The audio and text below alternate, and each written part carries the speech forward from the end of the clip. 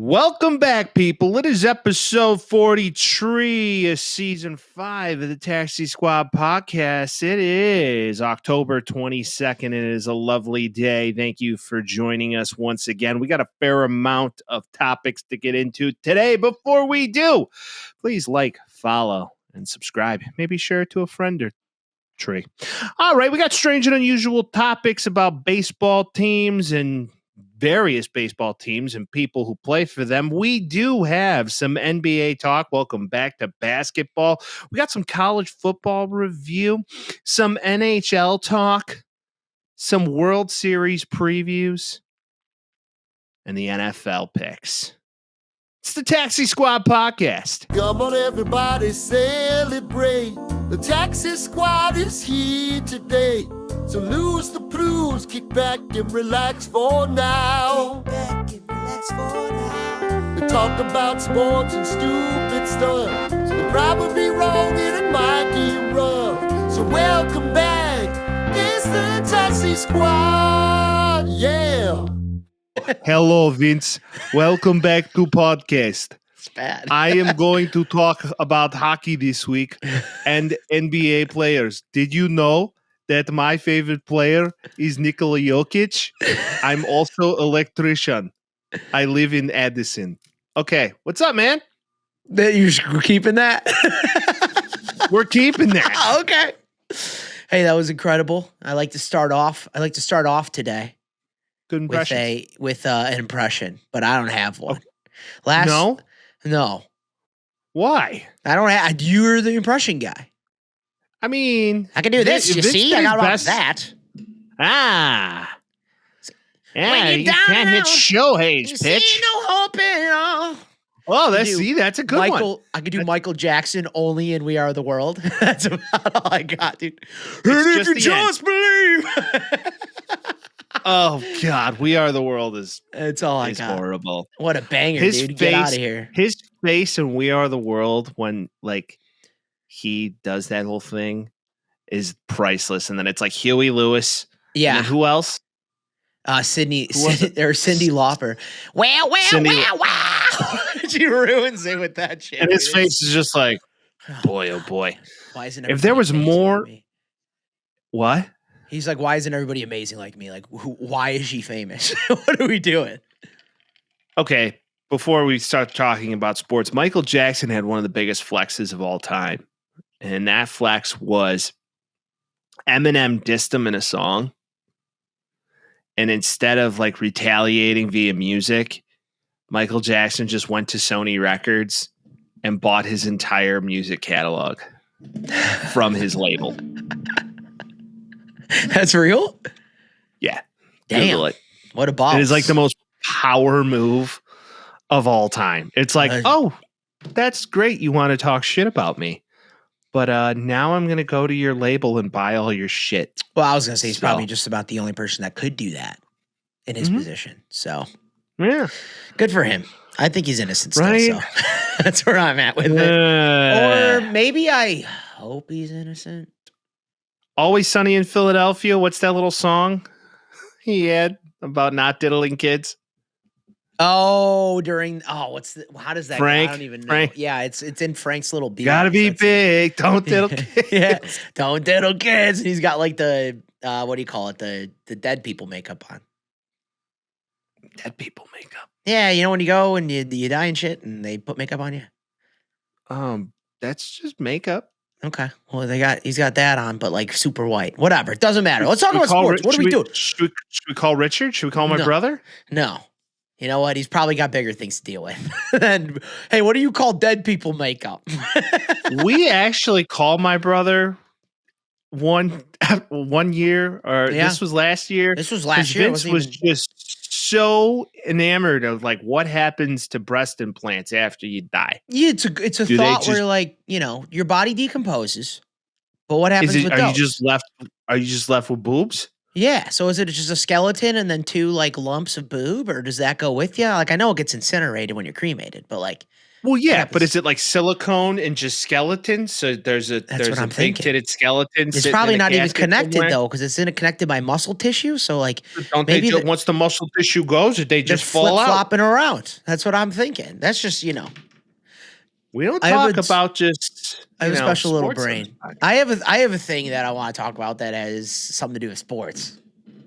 Okay, what's going on, man? All right. So strange, unusual. We do it every week, and we're going to do it again here. So welcome. No to it. way, really?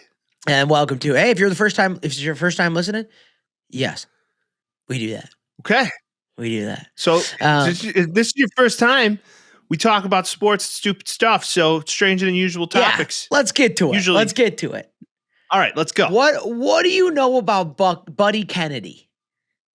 Buddy Kennedy? Not a thing. To me, hearing that, I think that's JFK's dog. That was my first thought. Wrong. Buddy Kennedy, baseball player. Okay. And this happens like once a year with like one guy, and it's awesome. It happens in the NBA a lot. Buddy Kennedy this August played 2 games as an infielder for the Blue Jays and 7 games for the Dodgers. So he played 9 games overall this year for the 2 teams. And thus, he's getting a World Series ring. He already posted just congratulating himself about getting a World Series ring this year, and he's on neither team. He's like, I'm good. I got one. That's sick. I love that. All right. So Buddy Kennedy, Yep. also known as Clifton Lewis Kennedy, Okay. is 27 years old. He's from Millville, New Jersey, not New to be confused Jersey. with Melville. Yep. Joined the Tigers in 2024, then played for Toronto. And he's all right. And played, okay. He also played for the Diamondbacks, came up in their system for him. Yeah. I mean, yeah, he's not, 22, by no 23. means is he an all-star. He played 9 games with these 2 teams this year. It's impressive. He hasn't played a lot of games in total. He's played 67 games, 157 at bats. Guess his batting average. 178. Yeah. That on ball's accurate. Look at you. Actually? Yeah.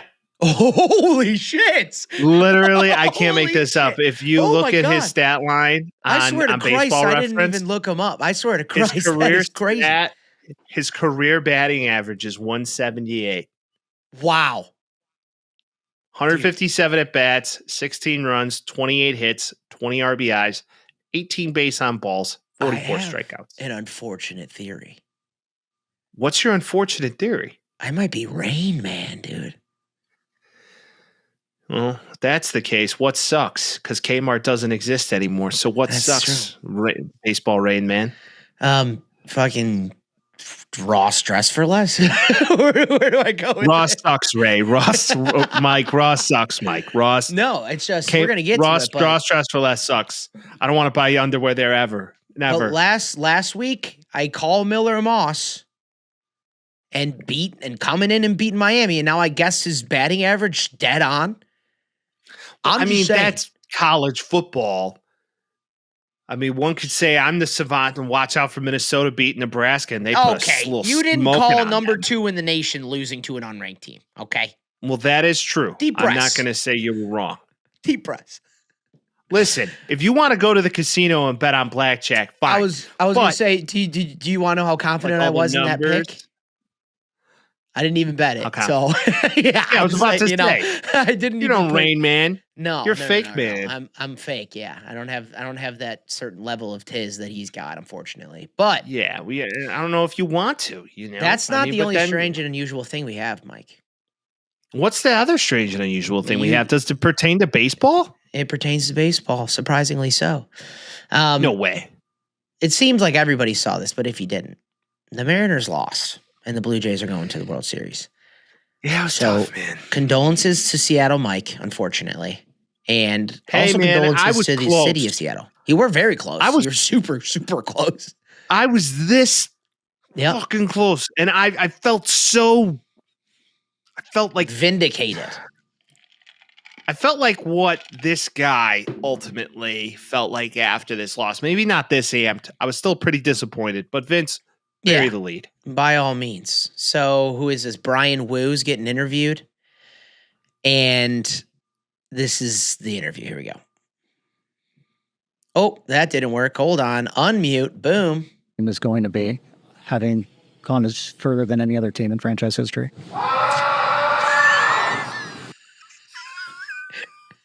Play it again. One more time. Please play it What again. ultimately do you feel like the legacy of this team is going to be, having gone as further than any other team in franchise history? It's like a dude. I mean, Primal. legacy is no one's really satisfied. He followed it up. He's like, well, It was given heavy haunted house vibes, but the haunted house vibes is you're going to get to game 7 of the ALCS and you're going to lose in devastating fashion. it might be spooky season, Vince, but what might be spookier is I was sitting watching game 6 on Sunday evening. And after a fun packed day of football, I saw this game start. The Mariners were hanging around. It was about 2-2 until about the end of the third. And then floodgates came in from Toronto. Yep. And they were back home and the juice was up. Sit and watch the game with a buddy. Early on, he's like, oh, dude, the Mariners close it out tonight. You may want to put some money on this. I'm like, no, Toronto's going to win this game. Dude, they lost by 1 run. I'm talking about game 6. Oh, yeah. This was on Sunday, That was which done. was game 6. And I stated pretty simply, I said, if the Mariners have any chance to win, It was that day. they're going to have to close this game out on Monday night. Mhm. And they had the chance going up 3-1 in the bottom of 7. But then the George Springer He like is reincarnated his diabolical lore of Yeah. baseball destroying in the playoffs. And I was hit a going to say 3-run there's bomb. there's like a advanced analytics stat that they have for guys with like most wins to a world's like most competitive playoff wins above replacement or whatever the term would be. War. It is, but it's Wins above it's replacement. playoffs specifically for position players. It's dumb, it's insane, but George Springer's at the top of that because the guy is just born and bred to be clutch when clutch matters the most, and he does it again.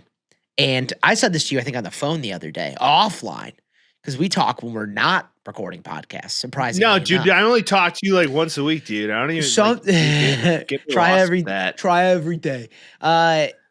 He for some reason doesn't have the stink of the 2017 Astros to me. I don't know. He You were was like, on Mike, it. I He kind of cheated. forgive him. He's like, I kind of forgive him because he little left bit. and he left and was just like, get me far away from this. I don't want anything to do with it. Hey, move country. And he's balling again. Yeah. I mean, I'll take it all day. And then I saw something else on Twitter too. This guy's like, remember that George Springer cheated in 2017 and his profile picture was Mookie Betts. And everybody's like, dude. Dude, Like, that's not George Springer. no. So- He's saying like his profile picture Oh. was Mookie Betts. He's like, you're cheating. He's like, he was on 2018 Red Sox. Like, they also cheated, if we're being honest. So, like, you know, pot calling the kettle black a little bit in that scenario. But yeah, I think one more time for the folks back home. Let's just let's give them a quick little so they can remember that. And It is so primal. It is like I don't middle do- of the forest. If you heard that, hit it again. if you heard this in the middle of the goddamn forest, this one. Further than any other team in franchise history. It's Getting so out of the loud. It's so loud, dude. All right, who do we speculate that this may have been? It might have been Cal, dude. He put his all I into think it, but I think it definitely could have been Cal. the thing is you can't decipher accents in screaming. So it could have been anybody, No. you know? At least you could be like, oh, that was a white man scream. He can't figure that one out. It's just not No. possible. George Springer final game statistics: 3 for 2. Okay, 3 RBIs, 1 home run. Tell me you saw the Blue Jays celebration in the locker room after. I did not. Oh my God. All right. You have to see this. It looks like you're at Prism or like 11 or something like that. It is insane. All right. So here you go. If you're watching this. Hang on, let's listen. This is fun.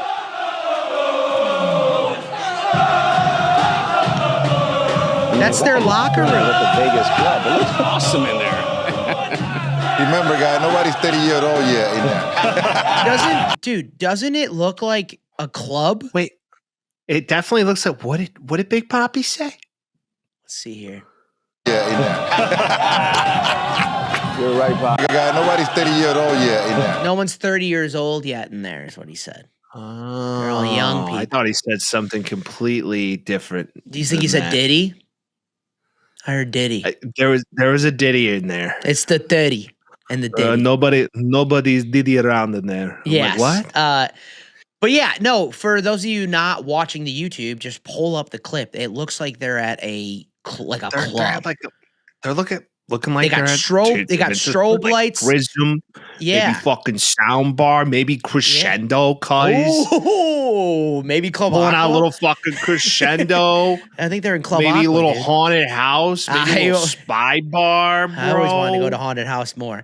But yeah, check that out if you're listening and watch it if you're watching. Now, Fun. Hold on. Yes. Strange and one more to stay on strange and unusual topics. Do you Get know that strange. Dominican players in particular are known for like very aggressive, borderline sexual acts in most MLB locker rooms? I believe it. Yes, I've heard so that. much so that like Caucasian players refuse to shower in the same shower with them. It's just that like how borderline these guys get. Well, give them a spanking, dude. Whatever. They're comfortable in their masculinity. And like Kay and Peele did a whole bit on this. Yeah. Like he's a smack ass. And I just the only thing I can think about is half of that locker room's Dominican, and then That's true. the other half is very Caucasian. True. Because their pitching staff is very Caucasian. And Yeah, Kevin Gausman is the whitest. Max Scherzer he the looks whitest. like a ghost. So there could have been some guys in there. Now, can we call baseball the world's game now? I mean, it kind of has been. I mean, Sorta. soccer is truly basketball, the world's game. right? But Football, right now, aka soccer. we truly got the world's game. we got a World Series between a team in Toronto, Canada, and a team with. We can just get to it right now. The greatest baseball player we've ever seen ever, bar none. No question. Yeah, I don't he even didn't think gamble on sports, though. He didn't gamble on sports. that doesn't even honestly. Yeah. Just like the Dude, George none of Springer that thing. matters, dude. Just like the George Springer thing, I don't fucking care. Dude, none of that Show- matters, Mike. Shohei Ohtani had the best game ever played in the MLB ever, and he can probably never match it. The man is truly one of one. This final game that they played against the Brewers was just bananas. He struck out 10 and don't- hit 3 home runs. That's so insane. The only way he could do better is if he throws a perfect game and hits 3 home runs. This isn't a playoff game, a deciding game. He just like, what's up? And he hasn't been playing that. He's hit like 190 in the playoffs, and then one game he hits 3 homers and strikes out 10. And I've seen people argue, it's like, well, he needs a lot more stats to compile before we have that conversation. Longevity versus peak. This is the peak of any player ever, ever, ever. There's like literally, you can't even argue it. It just is. He is going to be a player that you tell your grandkids 100%. and great grandkids about. Go watch back in my day. There was a guy who definitely let his translator take the fall for his gambling addiction. Oh, yeah. And he is the greatest ball player to Oh, ever dude. live. The Ohtani career doc, like they did Pete Rose, is going to be great. That Yeah, whole by the chapter. way, I don't know why I started talking like a crypt keeper when I turn 80. Well, that's you. I hope I'm still talking like Here's this. the thing, kiddos, is Shohei Ohtani was the best player I ever did see. It's just true. Right. Somehow I just turned into an old timer. And then your freaking kid is like, Hey, yo, what the fuck? you know? I do want to say, if you guys have opinions on that, if you think Barry Bonds is better, if you think freaking Scott Rowland's better or Tadeo Oguchi, go ahead and air it out with us. 312-725-2107. Leave a voicemail. Talk to us. Tell us where we're wrong. Tell us where we're right, and we'll rebuttal with you there. It's not a fucking hotline, okay? We're not talking live. You're leaving a voicemail. We'll get Now, to you if when you- we get to you. You hear me? If you do want it to be a hotline, you just go ahead and ask us, and we could probably figure something out there. Let's call my phone. Yeah, because I'm not going to be answering in the middle of a workday. That's just the facts. Can't do that. So Dodgers, the Brewers What? just sat down. Problem, Vince. It's a problem. I love playoff baseball. I love playoff baseball so much. It's so fun to watch. The Brewers just sat down. They beat the Cubs and they're like, that's our World Series. They're playing an all-star team. What do you expect? I agree, but one win out of just They're going to win again. And Oh, this for is sure. ultimately what's going to usher in the salary cap for that's the what MLB. everybody's saying. There's no shot. About to happen. There's it's about no to happen. shot. It's going to happen. It's It going to needs to happen. be agreed upon between both sides. And You want to bet on it? This is why the strike is No. going to hit in 27, Ben. That's what and the strike's going to be really, really long. That's a Yep. fact. That's not even a question. I just Gear up for no baseball, baby. if you're a player, why would you agree to that? Of course. So how are they going to implement it if you have to agree with the union has to agree, they have to sign a CBA, they're never going to agree to that. Well, It's like, hey, we're going to pay you guys Shohei Ohtani. all less, and they're going to make it floor, so the lower players are going to get paid more, but there's no way in hell that they're going to implement that. There's no way they can. They can't what do do it. you do? What do you do with these existing deals that are sitting like Right. for Ohtani and for Judge? And Yeah, they're gonna for- if they agree on it, they won't even be in play for 15 years. You know? Well, and I'm assuming you hope they come to some sort of agreement. You hope it's not as long as a lockout as like 94 was, which Oh, it's basically gonna ruined be the game longer. for 30 Well, years. What did we get a lockout in 20? Was it 2020 was when it was locked out or something like It was that? a lock. No, it was a lockout in like 2018, 2019. That's what it was. And I we think- missed like a month of baseball or something like that. I think there was we're like a not gonna- month of baseball. Then they came back and then COVID. Yeah, there's a real reality that we don't see baseball all year or we get a half a season. I truly think this is going to be a bad hole, especially if the Dodgers win this. The problem you see with this game now, because there's so much money to be made, and the owners want more of that slice because they're Well, the greedy, Dodgers already but- made their money back on Ohtani. That's the Well, thing.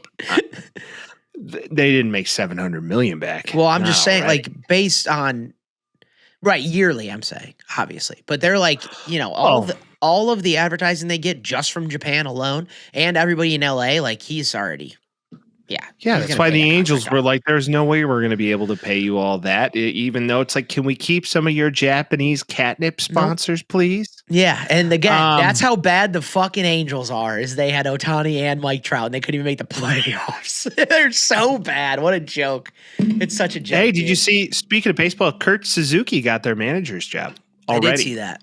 They told Yeah, Torrey good for Hunter Kurt. no. They said Kurt.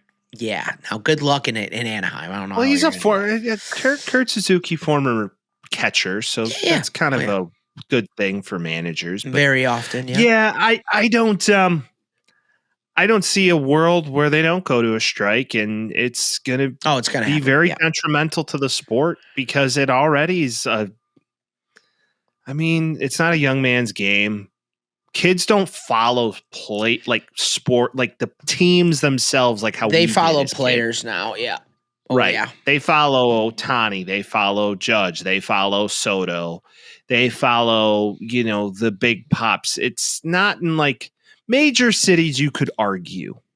Yeah. Major cities you could argue like New York, Overall, and the Boston, and casual. Chicago. But the casual kid is not like, oh, I'm all bought in. You can make an on argument that's one. almost every sport, though. Because the NBA is a lot like that, too. People just like LeBron. And in football, too. It's like the fantasy NBA is the NBA bastardization is of it. Yeah. buying in ratings too. The NFL is still the one sport left, in my opinion, that you pledge allegiance to your team and you stick to them. Yeah, if you have a team. A lot of people do. A lot of people have a fantasy team. Well, I understand, but I see it like I live in a very just very broad market where there's a lot of people from a lot of different places. Yeah. And you go to a sports bar, and granted, there are sports bars just like any city where there's specific teams. But if you could just go to any sports bar out here, you're going to see Vikings fans at a very aggressive clip. I'm like, Yep. Vikings fans. Yeah, they want the But warm. then you see Green Bay. It's very rare you see someone walking around with a Cardinals jersey on. Yeah, you see a lot of Bears, I assume. A lot more Vikings and Packers than I see Bears. Every now and Oh. again, you'll see a Bears fan, some Pats fans. Once again, it's a very diverse market because nobody's really from here. Yeah. Yeah, you picked the team that you had before, you know. If you're just listening in, I live in Arizona, all right? I'm from Yeah. Chicago, but I'm in the AZ. So these are things that I notice out here. And baseball's even worse. I've gone to Diamondbacks games. There's a few feral fans, grown men wearing baseball gloves. But there's not... You, dude? Let's not rehash this one. There's not... I did it once. Okay. All right. I was 21. Everybody leave me alone. Sure, dude. 21's way too old. That's crazy. All right, go on. Sorry. I'm listening. Anyways, fuck You you. live and you learn. You live and you learn. But, okay, you see very rare, like Diamondbacks, because they were like brought here in the late 90s, early 2000s, won a World Series pretty quickly. You see it, and they've also been competing, but they don't really sell out games. Really cool stadium. Great ballpark. Very cool. Yes, very cool. Yeah. Vince and I saw Gino Suarez hit 4 dingers there. Yes, we did. Ding dongs. So do you believe they have just a year of just not playing ball? Is I that think where that's- we're headed? I think that's a realistic possibility because they're going to be the last time they had to like agree on some things just to get the season going, knowing they were just going to push it to this one. So now they're going to double time this one. And there's no way. There's just no way because they're going to be pushing for a salary cap. So then, you know, Reinsdorf can pay people more and the Dodgers can pay people less. And the players are going to be like, why would we do that? Because then we're taking our own money away. So it's a whole thing. You get a cap, you get a floor. They're going to have to agree on both of those. And owners are going to hate the floor. Players are going to hate the cap. It's just not going to happen. What happens first? Jerry Reinsdorf's funeral or the end of the lockout? Probably the end of the lockout because Jerry Reinsdorf's going to be like 185 when he dies. So I think, All right. yeah, that's kind of. And by the way, we don't wish that for anybody. We don't wish it I don't for want anybody. anybody to die. I just want him to sell the team. That's all I'm at. Which we are in the process of doing with the Ishbia brothers. By the way, saw the Suns corporate headquarters in Biltmore area, which is right across the street from the Global Ambassador Hotel, which Devin Booker is most notably a owner at. Oh, Lovely property. When you come Intrigued. back, we'll go have a little tailcock or two. Okay. Enjoy the evening. Yep. All right. But I wanted to walk in there and be like, where's Ishbia? I got to have a fucking well, conversation. Justin about these lives white out guys. here. Matt's not buying the team. Justin is. Doesn't matter. They're brothers. Yes, it does. If you asked my brother a question brothers, for me, Vince. they wouldn't be able to answer that. I'm getting to him to get to you. You want me to go to Richard and ask a question that I need from you? No Yeah. shot. Yeah, No you shot. go to him and then you come to me. That's how this fucking works. You Okay, hear? okay, Tony. Chill the fuck out. You Okay. come to That's how this fucking works, okay? You see? All right. So World We Series have the starts World on Series. Friday. Friday, yes. If you're listening to this, it starts tomorrow. You should be really excited. You know Who who are gets your home Blue field Jays got? advantage? The Blue Jays? Toronto. That's the only That's hope crazy. that they have. I was thinking about this and I'm like, who was the better matchup for the Dodgers? And I wanted to say the Mariners like 100 times. But after that game, after seeing their pitching, like Scherzer looks young again for some reason. That's amazing. And then you think back to the Does he help? Tigers and how they fucked that up with him and Verlander and Miguel Cabrera and how they got close but never did. Him, George Springer, Vladdy's hot. Bo Bichette back for the World Series. He's back. They're a decent matchup. I don't think the Blue Jays are going to win the series, but I think it probably goes 6. That's kind of where I'm at. 6 games, Dodgers win. All right. Well, let's dig into it, shall we? So we got game 1 starting. Snell. Right? Shohei's going to be on on point. Is it? Snell on the bump. Well, Snell, yeah, I was going to say Snell's going to pitch and probably go 7 scoreless. He's insane. So we got Snell. Toronto at this stage of the game is TBD. They don't have a starter. Got to be Gausman. Okay. So got to be Gausman. Yeah, right now, I mean, it's funny the Dodgers are giving you their lineup. Yamamoto, game 2. Yeah, naturally. Also a stud. So you got your 2 horses pretty much going. Lefty and a righty. They have 5 horses. Shohei Ohtani's like the 4th pitcher on that. Like Glasnow's a dog. It's unbelievable. All right. You got 2 games at home to start the series if you're Toronto. Yeah. Do they have to take both at home if they have a fighting's chance in hell if this series is going to go the distance? I won't say that because it's baseball. You know, anything can happen. Okay. I think they're gonna split the first 2. Dodgers win them both at home. Blue Jays come back and get another win, and then the Dodgers close it out in 6. I think they lose 1 at home. Dodgers win both at home, and then they can win 1 and they get back. You see a lot of things go that way, and that's just kind of where I'm at with it. Like, and that's the thing too. The Blue Jays are nothing to. I don't want to act like I'm hating on them. It's just the Dodgers are so good. Like they have Scherzer, they have Chris Bassett, they got Barrios, they got Shane Bieber's back. Like they have pitchers that can pitch. It's just again, you're going through murderer's row the whole time. And Jimenez, Guerrero, Bo Bichette, like all these guys, Dalton Varsho, all these guys have to show up and play. Dalton Varsho, Eau Claire, Wisconsin, fun fact. Right outside of it. Really? Yeah. That's okay. That's kind of cool. Yeah. All right, let's talk about a little players. Let's play a little game. We're going to play Guess the Player. Sure. Okay. This player has 78 games played in the playoffs, 85 hits, 23 home runs, 47 runs batted in, 54 runs scored. His overall batting average is .264. Okay. 78 games? Who are we talking about? 78 games in the playoffs. I gotta think. Okay, it could be Springer. It could be Mookie Betts. It could be 78 games. Freddie Freeman. I'm gonna go Freddie Freeman. Not Freddie George Freeman. Springer. That's him. Okay, So that's George Springer today. Crazy. Now this one should be easier. 26 games played. 8 home runs. 19 runs batted in. Batting .225, slugging .358. Shohei. Yeah, he hasn't been great in the playoffs without the spurts. That's his thing. Well, let's look at the pitching. 2 wins, 2.25 ERA, 19 strikeouts. Well, just the thing 4 I hits love allowed. about him, and I think it's the Japanese demeanor too, but like he walks up to the plate, puts his bat down, stands exactly where he wants to, and then he just sits there and goes, whoopsh. He's like, I'm about to slingshot your shit. He's not moving around. There's showmanship, but there's no like gaudy bullshit. He walks up to the mound and he stares it down and he throws the ball. He gets up to the plate and he's like, I'm going to ruin your day. It happened. Thank you, everybody. Walk around. Like that's just what it is. He is in fact Jim Sakai. Okay, now this last player should Ghost of Tsushima reference for everybody that is wondering. Yes. Yeah. Jim. Okay, so Jim. This player has a career postseason batting average How many games? of .263 in 83 games, 40 ribs, 8 home runs, 88 hits, 334 total at bats.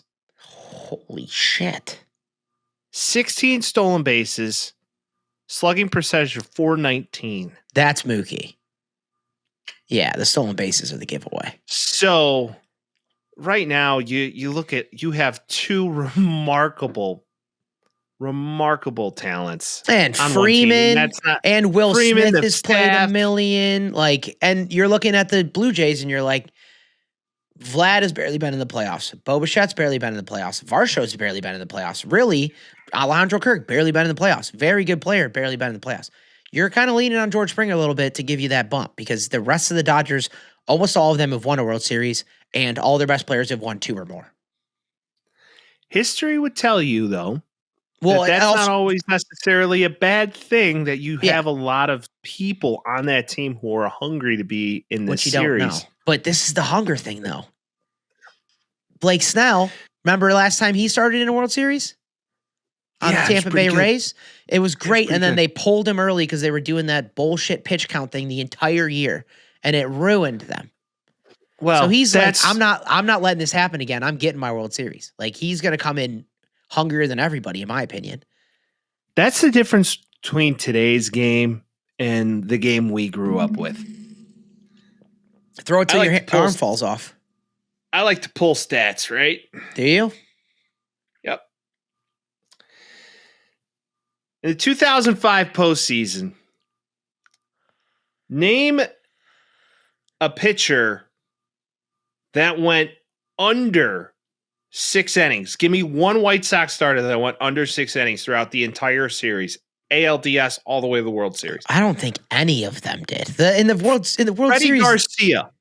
one once. time. But then in the World Series, he threw 9 innings. And they all three, like 3 or 4 of them, all had complete games. Here's the World Series. Jose Contreras, 7 innings pitched. Mark Burley, 7 innings pitched. John Garland, 7 innings pitched. Freddie Garcia, 7 innings pitched. Yep. 7.2 innings pitched per start. Yep. Most by any team in a postseason since 1969. That's how they won it. Saw a list of the best World Series winners of the last 25 years. The White Sox were 14th. They lost 1 game in the playoffs, motherfuckers. Do not forget about them. Don't forget about them. Like ESPN We will does. not let Espen forget about them, even Yeah, though they bullshit. choose to forget about them every year. So does Fox. So does every major news network. Bullshit. We got one. All right. We got one. Now, All right. Let's talk our I was gonna- predictions. I was gonna for say, the first. so I have 6. I have Blue Jays, Dodgers, Blue Jays, Dodgers win. I got a 7-game set Ooh. because I want it to go 7 more so Yes. than anything. Yep. And yeah, the Dodgers are going to win. This just is I what don't- it is, dude. It I just think is it's what it is. I think it's going to be a fight. I'll be pleasantly surprised if the Blue Jays win. At this stage of the game, everybody's like, "Well, you got to root for the American team." I got news. No, you don't. I'm sick. I kind of called the Blue Jays a while ago, by the way, for the AL. Okay. I thought the Philly. Hey, I said blue and red. Just so Right, happens true. to be blue and blue. Yes, I was gonna say And I you really can't, wanted you can't claim Seattle. the Mariners and the Blue Jays though. I have said on this podcast for the past 2 You have. months, though, I had a goofy premonition. Just so happened the Dodgers weren't going to let the Phillies do anything or any team Well, breathe. I have a for that premonition matter. for the Super Bowl. What's the Super Bowl? One of them's gonna win.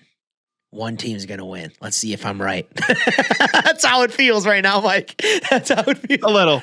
I have a feeling little. that an AFC team and an NFC team are both going to Hey, make the Super you've Bowl.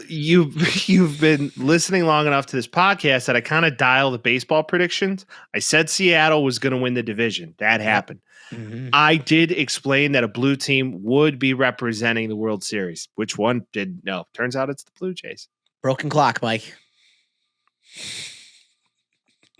I know it's right twice a day. All right, I'm let's get kidding. into it. I'm kidding. Okay. All right. Let's go from the end of the season to new beginnings. I wish I Okay. had like a. Oh, I do actually. I have a glockenspiel. Hold on. New beginnings. NBA is here, dude. The NBA is here. It's exciting. It's fun. Something. A lot. This is the time of year that every fan base is all jacked up about, oh, our team's going to be good.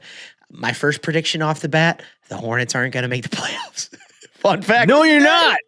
No, you're not. And the Hornets are going to make the playoffs. It's just kind of where I'm at with it. It is nice to see everybody on the hardwood again. Now, KD already got an extension, which I'm like, okay, we'll see how long he's happy there. We'll see how it goes. He's on the Rockets, in case anybody's wondering, if you forgot.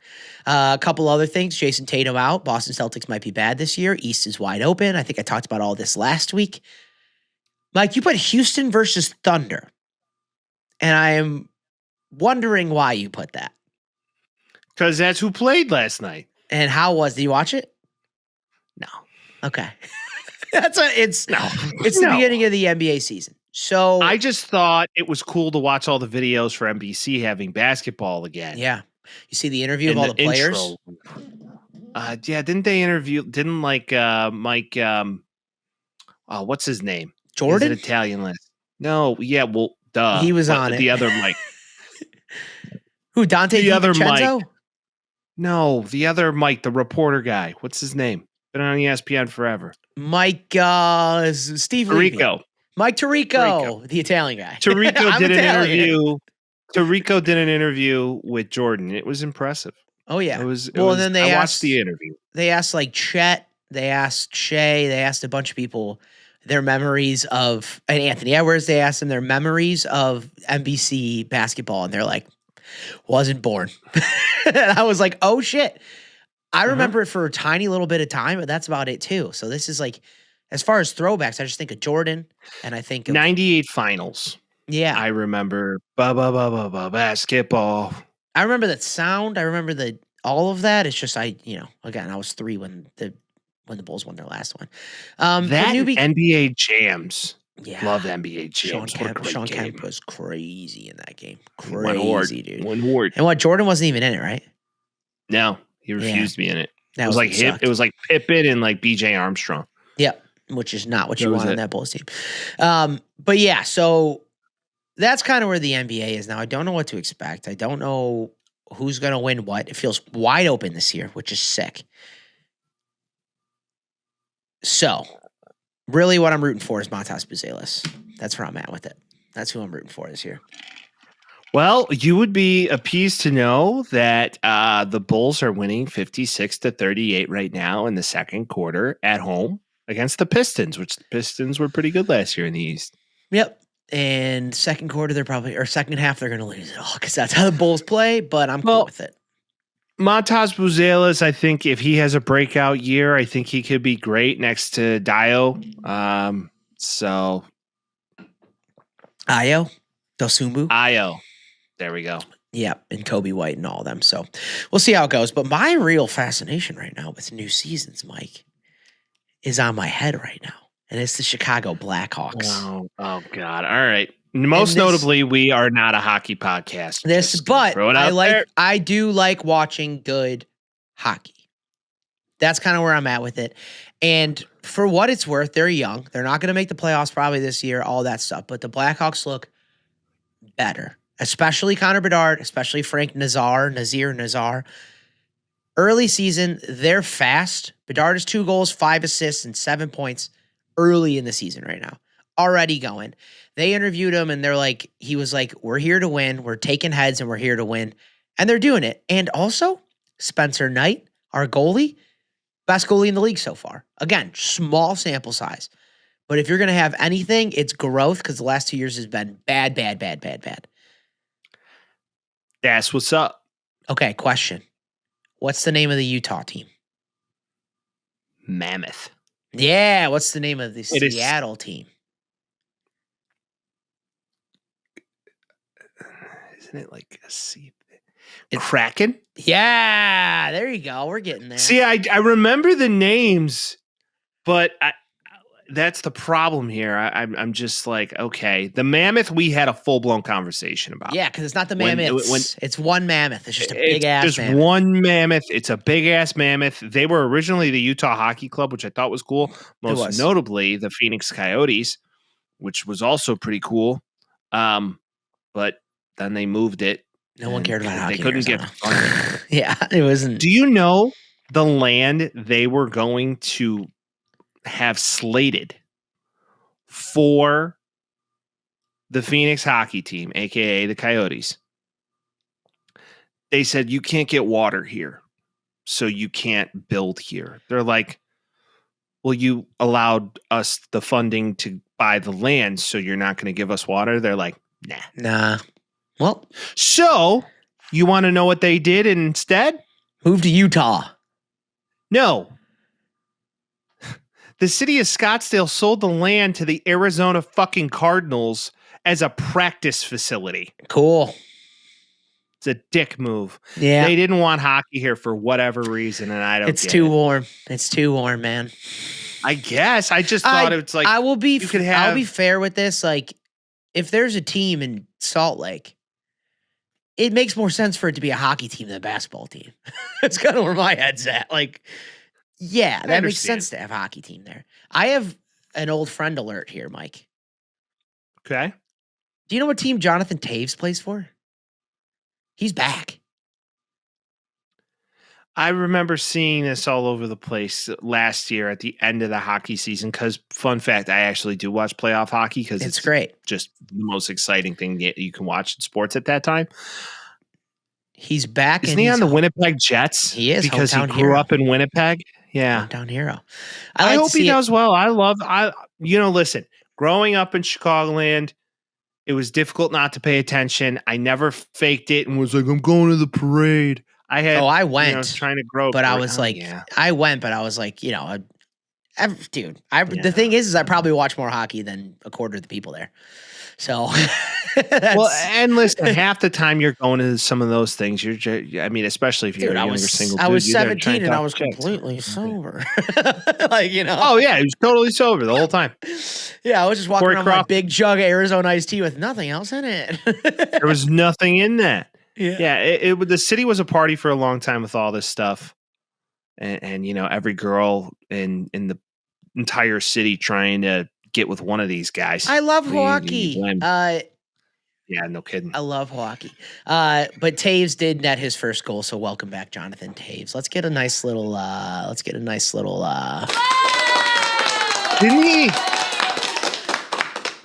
Didn't he like go through like a terrible divorce because his wife cheated on him with like his best friend or some shit? I don't know about that. Allegedly, I guess that was the case. Allegedly. Well, no, he had a really fucked up injury. Oh, he did. That kept him out for a long time. I don't know if he got divorced though, but I think I swear to God he got Ben Zobrist. Remember Ben Zobrist getting Ben Zobrist? Yeah, Jonathan Taves never been married.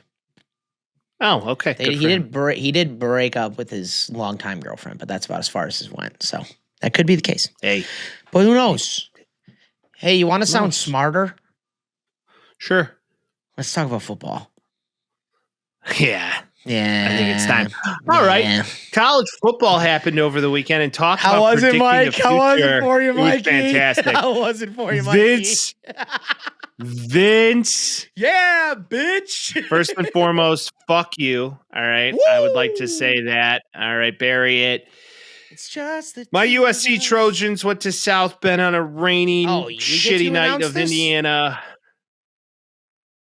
Yeah, I do. This is gonna be skewed. Give me that. Give me that. All right. I'll adjust what you say, but go ahead. Give me that. Go ahead. A rainy, shitty night in Indiana. My USC Trojans flow in, and this game was close until it wasn't. My USC Trojans went up 24-21 in the third quarter, going into the fourth quarter, scoring 11 points after the half, after only scoring 13 in the first half, based off of one touchdown and 2 field goals, where the Fighting Irish put up 2 touchdowns. So going in the half, we were 14-13 in an absolute battle, looking to be classic. Then we come out hot in the second half. Offense is clipping. And then, as fate would have it, Lincoln Riley and fuck this team straight every way but sideways. How do I put it that way? That was fair. He got so cute at the end of this game, trying to just do way too much. He's in over his head. They don't play good talent well. They don't tackle well. They did come out hot, but they were losing after the third quarter. After 8 points, 8-point drive, we're up 24-21. Yep. And what happens? Kickoff, kick return for a touchdown. Yeah, immediately after. Took the wind straight out of our sails. It was over. After that, Maeva throws a pick, an egregious one. Bad one. After that, a reverse pass by Makai Lemon, arguably your best wide receiver. Why are you letting him pass the football? Let him keep the ball. Let him keep the ball. Why is he keeping the ball? Just get down. He tries to throw it, gets tackled by quite an aggressive defense. Yep. You're pumping up King Miller all week to say King Miller's the next coming of Christ. So you'd assume you'd run him more than 18 carries. Didn't do that. And then on the opposite side of the football, you have Jeremiah Love putting on an absolute fucking clinic against the defense that can't tackle. Yeah. With 24 carries, 228 yards, and a touchdown. The run game was yep. Been saying this. I said they would lose. And was I right or was I wrong? We were both pretty close. I think I said 34-27. I think you said 27-24, something like that. So we were both pretty damn close. The running lanes looked like the Dixie Chicks, if we're being honest with it. It was wide open spaces, and he was just running. And Jadarian Price was also running, and he returned that kickoff. It's like you couldn't throw the ball because it was wet, so no one could throw the ball. I mean, CJ Carr didn't have a great game. Miami had a much better game, honestly, until the picks happened. And then it was just defense. And it wasn't a 10-point game for 95% of the game. It became a 10-point game at the end where it was just like the air came out of the tires and that was it. But it was close the entire time. That kick return for a touchdown in the third quarter took the wind out of the sails of USC. And after that, it looked like it was one missed tackle. It looked like, that you had Jadarian Price on the ground. It looked that way. Yep. Wasn't that way. Well, and then he just weaved his way through. Big boy, by the way. Weaved his way through.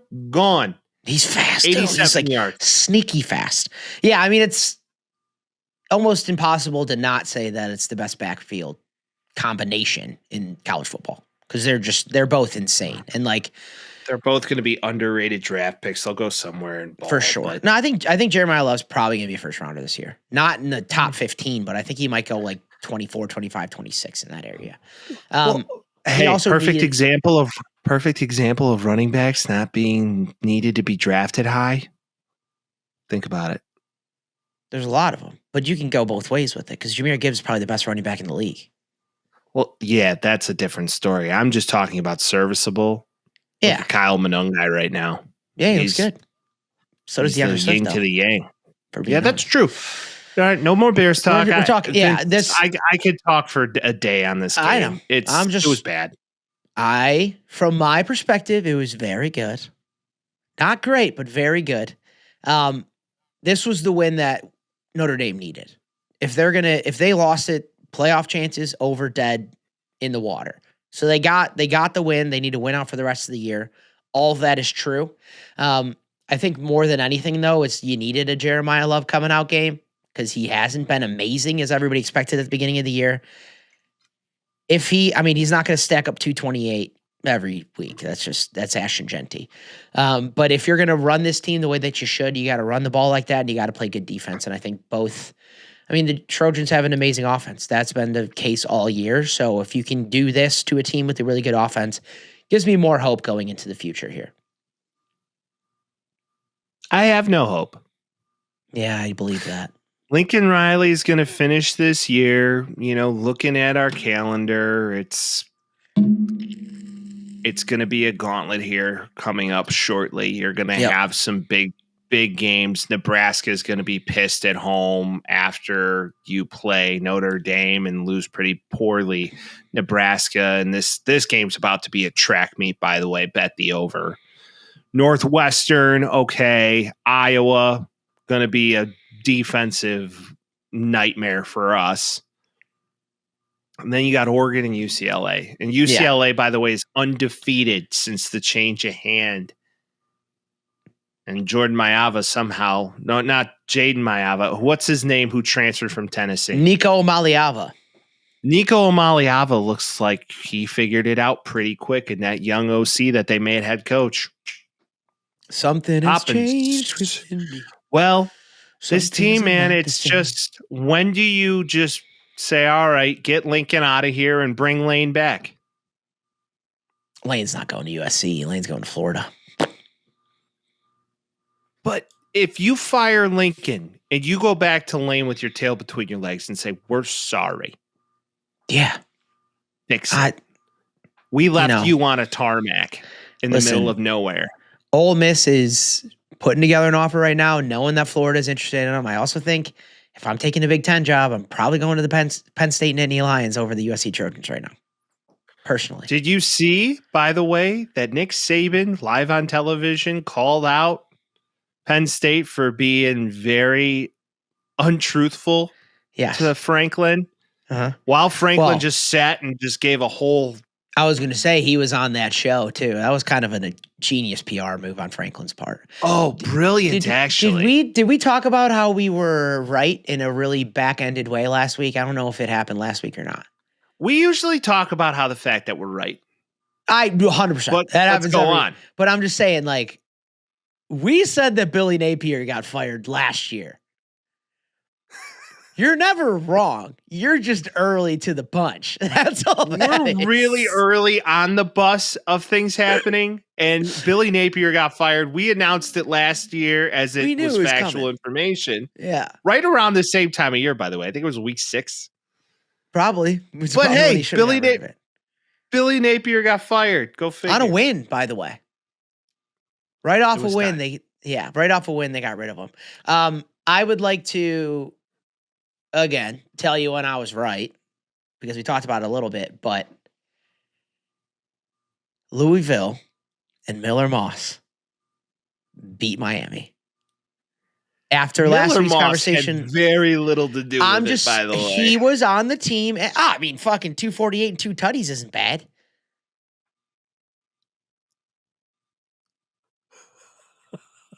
Going. I'm just saying. I'm just gonna ace here. You ready? Yeah. This defense for Louisville is nothing to shake a stick at. They said that last week.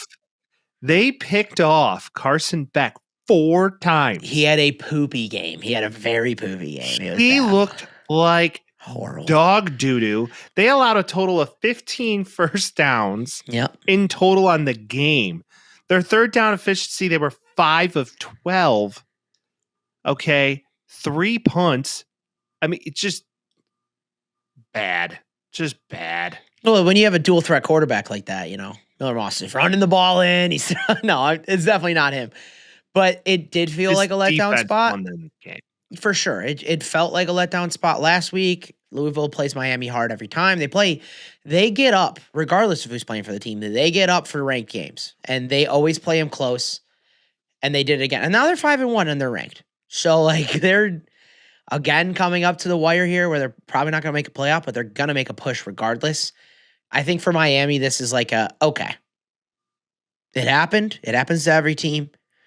Gear up and get back after it. Because in their scenario, they can easily win the ACC still. They can easily go to the playoff and play well. Easily. Carson Beck, just very poor decision-making on that final drive. He threw a pick that was so terrible. Now, granted, it was a hell of a play by the defender who picked off a ball that he had no business picking off and kept the ball from the ground in an impressive feat of athleticism to really ice the game. And they were in field goal range. Yeah, man. They were about to tie the game to go into overtime. Yeah. I was at the end of the fourth quarter. I was texting my friend Sean, who's a big Miami fan. Oh, yeah, that's right. Shout out to Sean. He's a big and he's like, of course we'd throw the ball there. Why would you not throw the ball there? And I mean, USC did a similar thing where you're like, why the fuck are you throwing the ball there? There is no reason to. Just keep it on the ground, keep the ball, and kick a field goal. What are we doing? There's no reason to be like, we got to end the game. We got to end the game before overtime. If you go into overtime and you're the second-ranked team in the nation, you're going to win in overtime. I understand if you take a shot to the end zone, and I understand, this isn't but Madden, not interceptable. But throw it on the sidelines, and if your guy can't catch it, no one can. That's what you got to do. Correct. And I don't know what they're thinking there to the point you're in field goal range. Run the football, get yourself in a different position to kick and take this thing into overtime and keep fighting. Well, yeah, especially after the way Carson Bain on the other end of the team, dude. Let him take care of BNS. Carson Beck, man, his nefarious little hoe ass ways, I think, are getting in the way right now. He has like one or two of these starts every year. He did it in Georgia too, where you're just like, where did that come from? That's very true. Now, they go on to play Stanford, which don't sleep on Stanford. Stanford just beat Florida State. So I think if they won this game convincingly, like they could have lost to Stanford too. There's no way they're gonna now. Because now they're like, that's fucked up. Like, we need to destroy them. There's always, for a very, very good football team, there's always one game a year that they lose that you're just like, whoa. Yeah. How did that happen? And a lot of it's motion. Again, I think Miami ends the year with one loss, probably. Like, they're probably going to be fine. They're going to make the playoff. Like, I wouldn't be that worried if I was a Miami fan, but for a while, it was too big on the britches. The rest of your calendar is nothing to worry about. You have SMU, who's quite good, not great, but good. Yeah. And then the rest of your season, you have kind of low-level ACC opponents, so I wouldn't worry. So take care of the ACC, win the conference, and you're fine.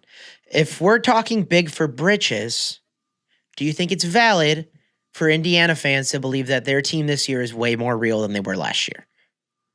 I think you can agree that after you beat Oregon at Oregon, you could say that. They are legit. They're really good at football. They might have a Heisman on their hands. They're 2 in the nation right now. Obviously, Michigan State isn't like the best team ever, but they took care of business, and they have been all year, and now they're 2nd in the nation. 2 Big Ten teams, Ohio State and Indiana, excuse me. Tell me that 10 years ago. That's insane. I think they're legitimate this year, and I think they're a hell of a lot more legitimate than they were last year. I remember going into the playoff game, too. I was like, I'm not really that worried about them. This year, if I played them in the playoffs, I'd be very worried about them. I believe UCLA is a test for them. I don't care what anybody says. They're playing well. Now, granted, UCLA 3-0 in their last 3 games, so you can't say that they're playing bad. Yeah. Granted, you got to go to Indiana in a pretty tough crowd. So yeah, they get up now, huh? Not on my bingo card. Not on my bingo card that Indiana IU was going to be a football school, but every team is a basketball school until they're a football school. Unless you're reality. Duke, and then somehow Duke was favored against Georgia Tech at home. Oh, dude, if Duke is top 5 in the nation, I guarantee you they're a football school. Or it doesn't even matter who you are. It doesn't even matter who you are. It's and then you seriously consider joining the SEC, which they never could or would. No. Also, why would they? No shot. All right, Vince, next question. How long does Brian Kelly have left at the LSU chair? Because Vandy just squeaked out a game. That's another team where I'm like, I think Vanderbilt might be actually legitimately good. They're like, clearly there's problems. They're not the best team in the nation, but I think they would give any team fits now. You got to assume. And I don't think LSU's great, but I do think that they go from this game losing to Vanderbilt. You know who they're playing next week, Mike? Or this week? Mizzou. This is about to be maybe the game of the weekend. They're not playing Mizzou this week. Yes, they are. They're playing Missouri. LSU? Saturday. Oh, I thought you were talking about Vandy. No. They got Texas A&M this week. Oh. Like Texas A&M almost lost. I was going to say. They won by 3 against Arkansas. The problem with it is I could see LSU winning this game. I'm not going to say Texas A&M is going to win it handily. But, like, what happens after you drop one to Vanderbilt and you drop one to A&M? Like, Baton Rouge doesn't have a lot of time for guys that suck. Guys come to this school, they win in 3 years. That's just what they've done for years and years and years. Brian Kelly's not going to do that for you. Garrett Nussmeier isn't the best quarterback in the nation. Like, all of these things that you expected ain't happening, bud. So you got to get rid of him at some point. And I think LSU fans are already like, yeah, let's get rid of him. I don't need him anymore. I think he's done. This year, I think he goes the whole year. He's not getting fired in the middle of the year, but he's probably getting fired at the end of the year. They probably won't Eddie O him quite yet. I do believe, though, that you look at that job and you look at a guy like Franklin, he could probably come in quickly and make a change. But does he want to compete in the SEC? No. Does Baton Rouge want James Franklin to come in here and lose the big games? You're taking there to prove it. Well, right, but I'm saying like the leash is short on that, very short on that. And I He feel like had- in every big SEC school or major college in general, your leash is short. I mean, he had Franklin got fired with a winning record. It's for what? But he coached there for 7 years. He had unlimited, like he could spend as much as he wanted to. He was a game away from a national championship I against know, but- Notre Dame in a game Yeah. that went down to a late interception by Drew Aller. So you can't say that he's not a good coach. Suspect play call. I think he's a good coach. I just don't think he can beat good teams because he hasn't. He's like 3-20 or something like that against top 10 teams, even when he's in the top 10. Every circumstance is different. Support systems are different. You bring a new staff in, you never know. But it's going to be a interesting road ahead for Brian Kelly. Let me just I don't say wish this. for anybody to lose their job, but he is just the way he's handled himself since leaving Notre Dame. I'm not a fan. He gets millions. The way he handled himself leaving Notre Dame, even when he was at Notre Dame, was fucked. And yeah, I just don't think they're going to go from a coach that can't win big games to a coach that can't win big games. That's kind of how I feel. Brian Kelly is James Franklin first. Well, then who do you go and get if you're LSU? LSU, Penn State, like you have to figure out who the next step is. You have the picks. The thing is, and this is what everybody's saying, last year there wasn't a lot of coach movement, almost at all. It was like weirdly dormant, which all that means is that this year's just going to be like there's going to be coaches everywhere available for everybody. It's like I guarantee you there's teams now that are considering firing their coach and like, fuck it, let's go another year and then we'll get another person. Because if they're going to sign the 7th best coach coming out, you're like, what the hell is that? Like, what are we going to do? And then how many guys are going to get opportunities to leave smaller programs to go coach bigger programs? You look at a program like Duke. I mean, they've really popped off over the past couple of years and changed that program around. Well, and you know who was at Duke before this guy? Who? Elko at freaking Texas A&M, and they're 3rd in the nation. So maybe Duke coaches are good. Maybe Duke coaching trees are great. Shout out Riley Leonard, my dog. Shout out Riley Leonard. All right. Speaking of coach movement, though, Leno moves. Leno stays at Ole Miss. I don't know. They lose to Georgia this week. They're good, though, still. I don't think Lane Train is going anywhere unless, like, the USC job came to him and said, here's all the money in the world. Come back to us, please. What's the difference between that and Florida, though? Because I think he'd rather be in Gainesville, to be honest. No ties to Florida. Yeah, the only tie he has from USC is fuck him. He coached there for a long time. Yeah, I know. And then they won a Rose Bowl. And then they fucked won a Rose Bowl, I'd like to mind you. I know, but I think he's kind of just like, no, you're not getting me back. Just remember what you had, you know? That's fair. I think that this team defensively needs to play better. Georgia was going to drag race everybody this year, I feel like, because they put up a lot of points. Gunnar Stockton's better than I think most people expected. Yeah. And this quarterback situation, though, is very interesting with Trinidad Chambliss and then Harrison Wallace. Yeah, Chambliss is not very good this week. Not very good this week. Yeah, he turned into a glorified running back, and he kind of showed that he was a low-level D2 guy, even though he's playing well. So it's a long game. I mean, you play as a unit, you lose as a unit, but that game was impressive. Georgia needed that win at home. And they were down really big early. They were down going into the half, so it was a great game to watch. Is Ty Simpson going to win a Heisman this year? Quarterback at Alabama, for people wondering. There's no chance. He looks so good. He played good. But Tennessee every week he looks so good, dude. He's been so good for like 5 weeks straight now. He's been really good for 3 weeks straight, and he's played well in big games. I'll give him that much. I don't think he deserves a Heisman. There's a chance he's going to be there. It's him and Mendoza, I feel like, at the end of this year. Or Jeremiah Love. Shout out to him. Well, you look at these situations right now. I couldn't even pick it if you gave it to me at this stage of the game. No, I like that there's parity in that, though. There's no front runner right now. I'll tell you who it's definitely not going to be. Jaden Mayava. Jaden Mayava, no shot. Also, I don't think it's going to be Arch Manning either, because he almost lost to Kentucky. Yeah. But, I mean, they won the game. But this isn't his year. You hope that next year he learns from what he's done. And he didn't throw for 1 touchdown. He was 12 of 27. I know he looks a little dead back there. There's just no question about it. But that's why he's not leaving this year. But he's coming back out next what's year. that?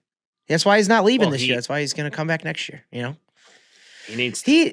And for what it's worth, too, he did say that going into it. He's like, all these expectations, like, I'm just going to go out there and play football. So they were thrust upon him.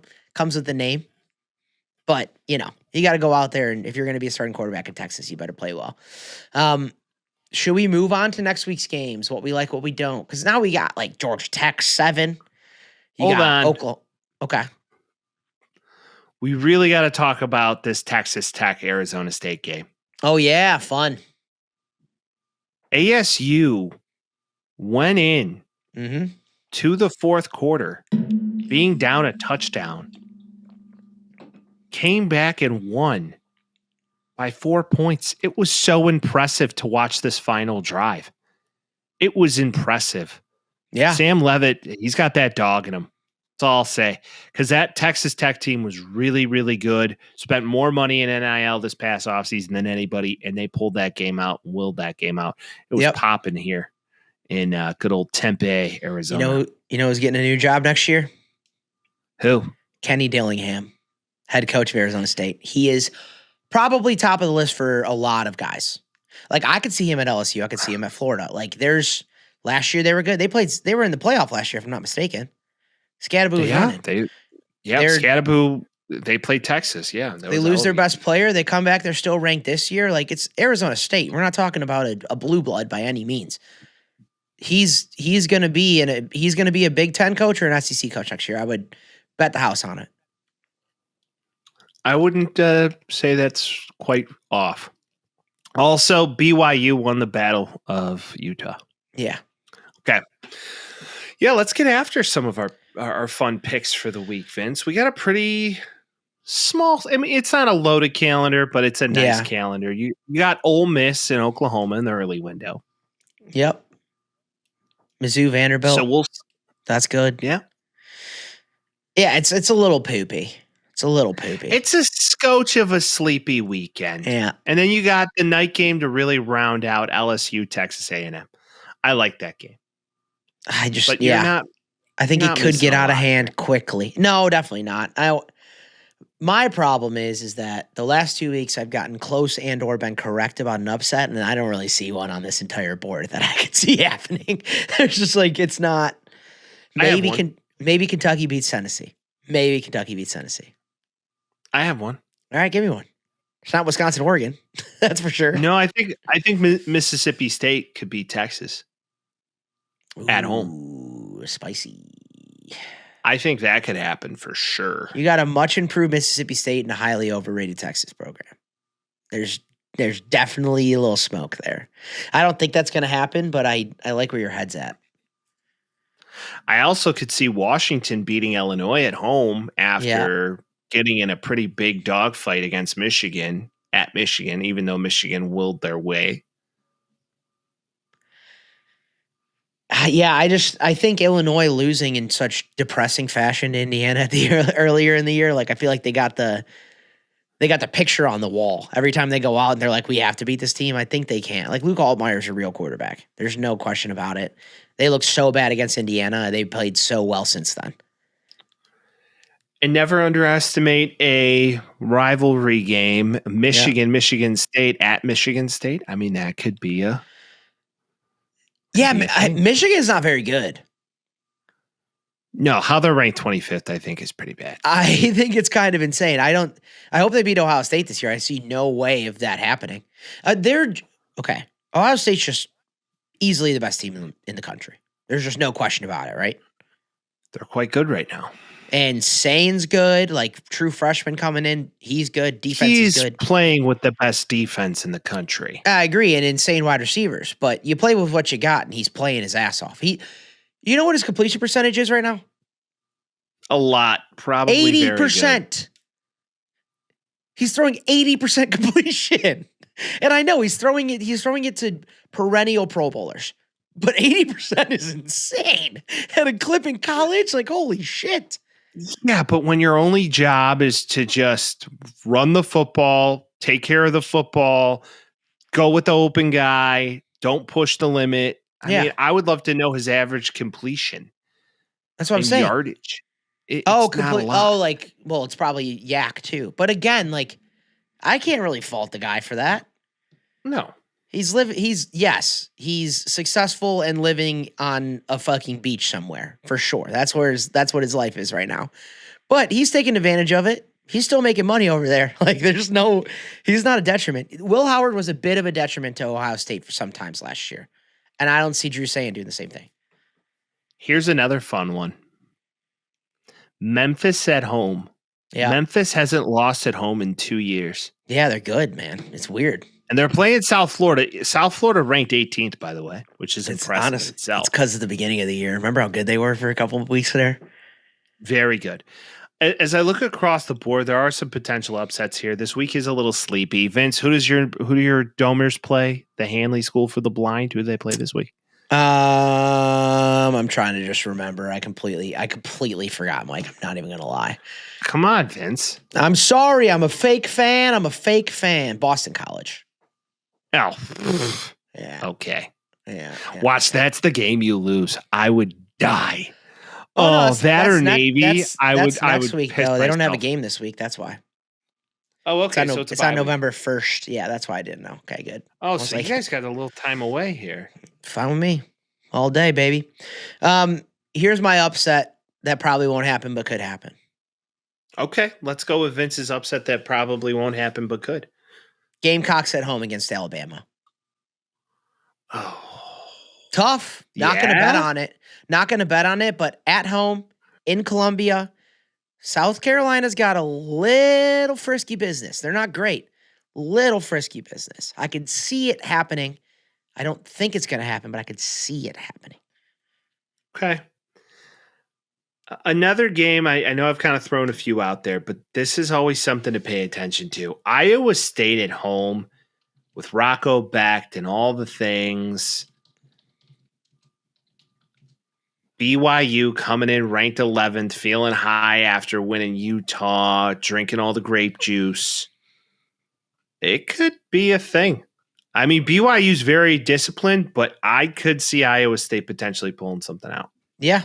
I wouldn't be surprised by that either. Just so you know, Alabama's favored by 12.5. Whoa. If I were a betting man, I would probably take that with the points. Okay. I think they're going to play him hard. That's the only one I can kind of see. I'm not as confident as I was last week, but okay. Well, I like where our head's at. I feel like this week is a sleepy week, and we have a banger of a November starter. So we will get into that next week, and keep watching college football because it's the best time of year. Oh, yeah. It's truly the best time of year. Okay. We got a fair amount to get into with the NFL topics. NFL football is on right now, Mike. And I got to say that I had maybe the worst week of my life in picks this week. I went 7-8. I went 7-8. Oh, yeah. You went You sucked. 11-4, which equalizes us. Fade Mike. I'm back, bitch. What you gonna do about it? I did. I know I know my shitty football team from Southern California may have lost. I was gonna say you got the chance to do that and you're losing. All right, I get a chance to do mine. I just wanted to let everybody know that I did that on purpose and I knew that was gonna happen and I just wanted more parity for the pod. So I did it to lose more so we're equal here. There's no way I would have picked that slate if I wasn't trying to benefit you. That's where I'm at with it. That's from my copium den. Opium? Copium. Because I'm coping. Oh, because you're coping. Mm-hmm. Yeah. Because you're coping. Well, let me go full-blown opium den on your bitch ass. I'm back, motherfucker. Gear up for the fucking future because I'm about to wax that ass. And they say chivalry is dead, my friends. I ain't trying to date you, motherfucker. I was real nice to you date? about how bad your team was this week. I didn't say a word negative about them. This is different. Besides the fact that it was the Dixie Chicks wide open open spaces. That's the only bad thing I said about them. But it's okay. That's all you got this week. Fuck you. Any given Sunday, Mike. Any given Sunday. What do you mean? That's a great fucking movie. This was a weekend of winning for me outside of these picks. It's a weekend of winning. So I'm not that mad about it. Get a Bears dub, get a Notre Dame dub. I'm cool. You get a little, you tap a little, you get a, no?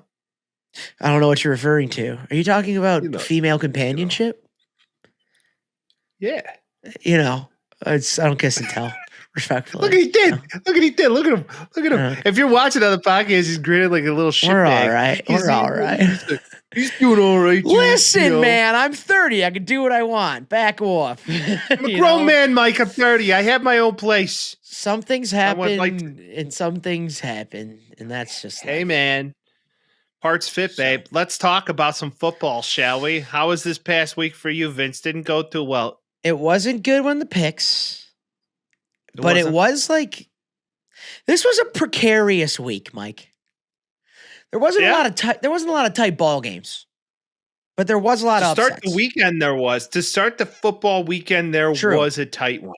The first one. The second one was insanely blown out.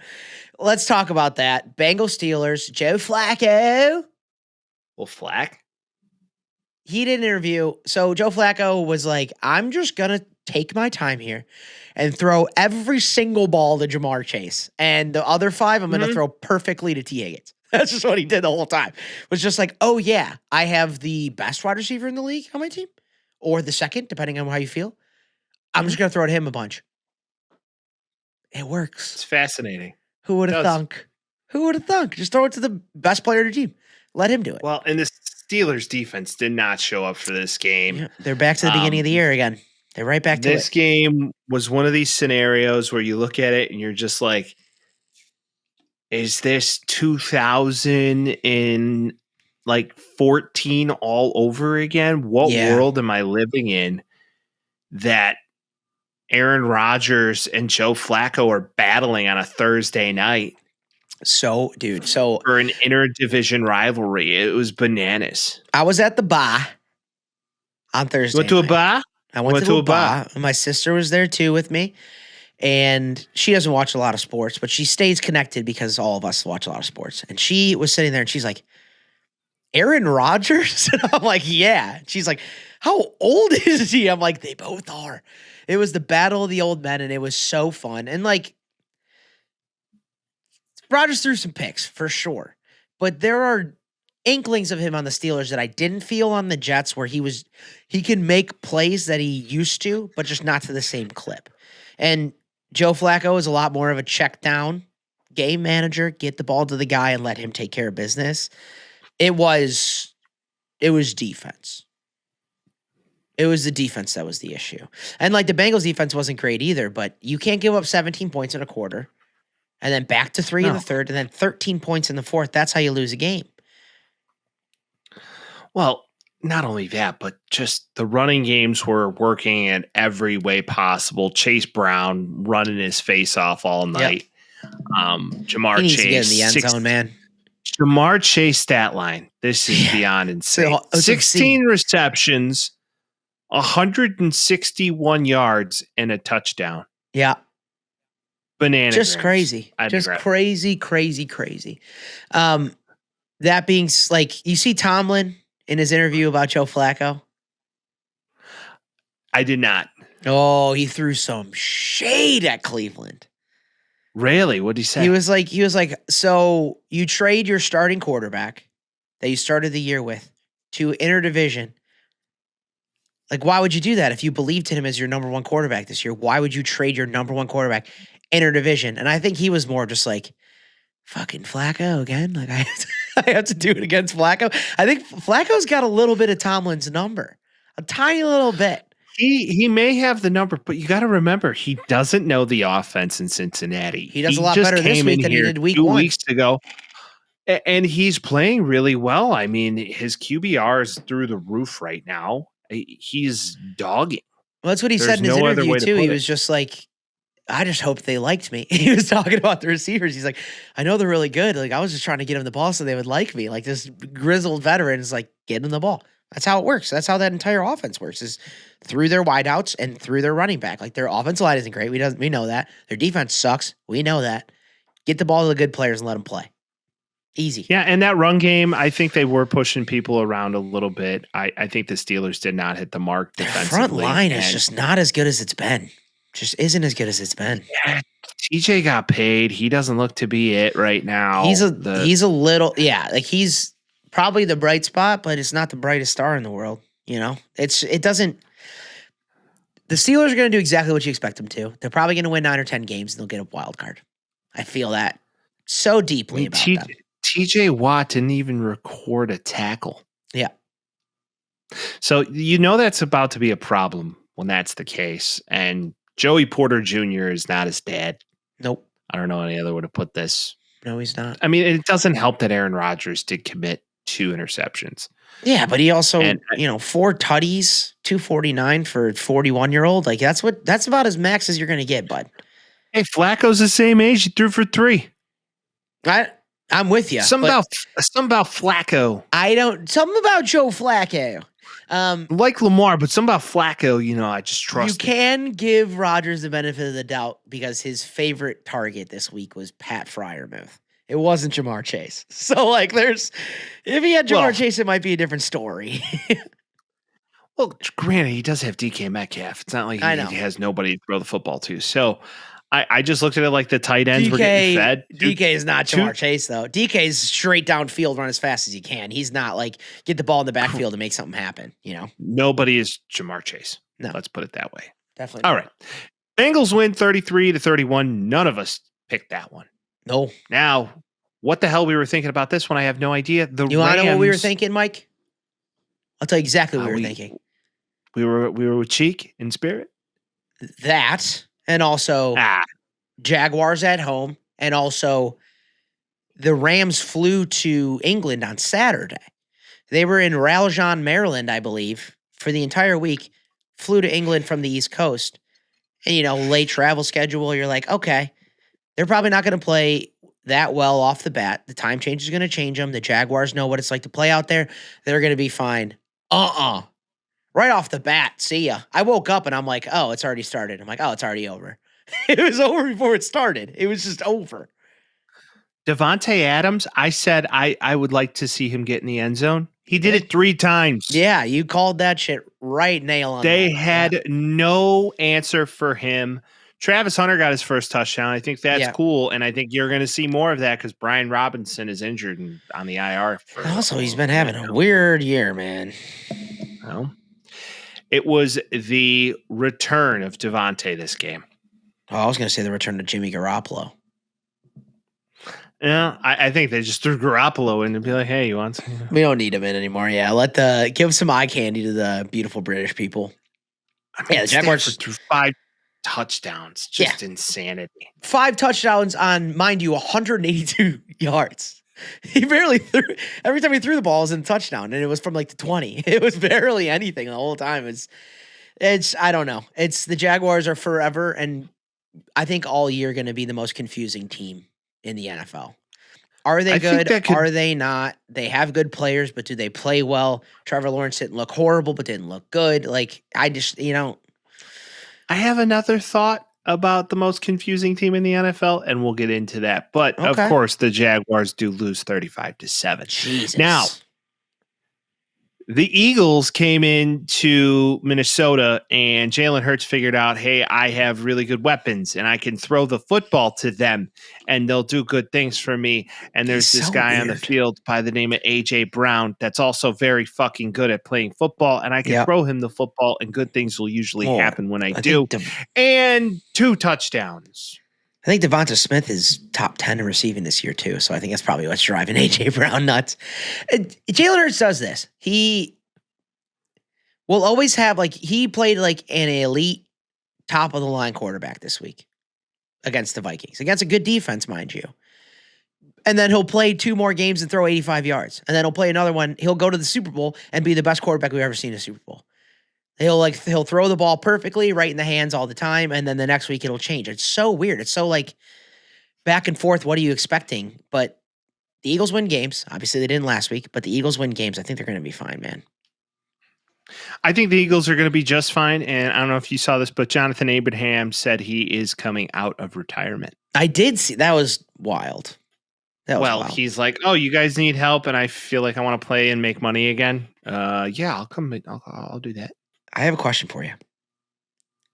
Yeah, JJ McCarthy injured or soft benched? I think it's a soft benching, but I think it is too. What do I know? I definitely think it is too. I think they're kind of just like, all right, Carson Wentz can do it enough for me. Now, Carson Wentz after 3 starts, whole different conversation. I'm sure the Eagles were like, Carson Wentz, that's our guy. But yeah, it doesn't seem like he's that injured to the point where he's not playing. It's giving me weird vibes right now in Minnesota. I don't know if JJ's the guy. I mean, it's a very small sample size and it's one game. So I think they're just making sure he's 100% and they'll reel him back out there. But Carson Wentz is back to Carson Wentzing because he looked like dog doo-doo. Throw the hell out of the ball, get a bunch of yards, and throw it to the other team about 17 times. That's kind of it's very much so what he's good for. Mm-hmm. But it's one of those situations. The Eagles come back. They're back on the win train. They're about to win a lot in these coming weeks. So pay attention. Yep. Patriots. Yeah. Talk about a team that nobody talk about the most confusing team in football right now. They're 5-2. I don't even know if they're confusing. I think they're just good now. Drake May has the potential to potentially be the best quarterback in a draft class where there were 2 guys taken ahead of him who were far higher rated than he was. Yeah. I was going to say, was it 3? I was hoping you said potentially again because you said he has the potential to potentially. Is that like a double negative? I also think the Titans are horrible. But I think good teams destroy bad teams. And they did. And they went in there and they were like, we're going to assert dominance. We're good. That defense is good. Vrabel knows how to coach a defense. I think McDaniels is very good when he's not the head honcho, but he can just focus on the offense. I think it's a perfect case scenario for him here. And I wouldn't be surprised if the Patriots, they're not going to win the AFC East, but they might be a game or 2 behind. They're going to be a wild card team.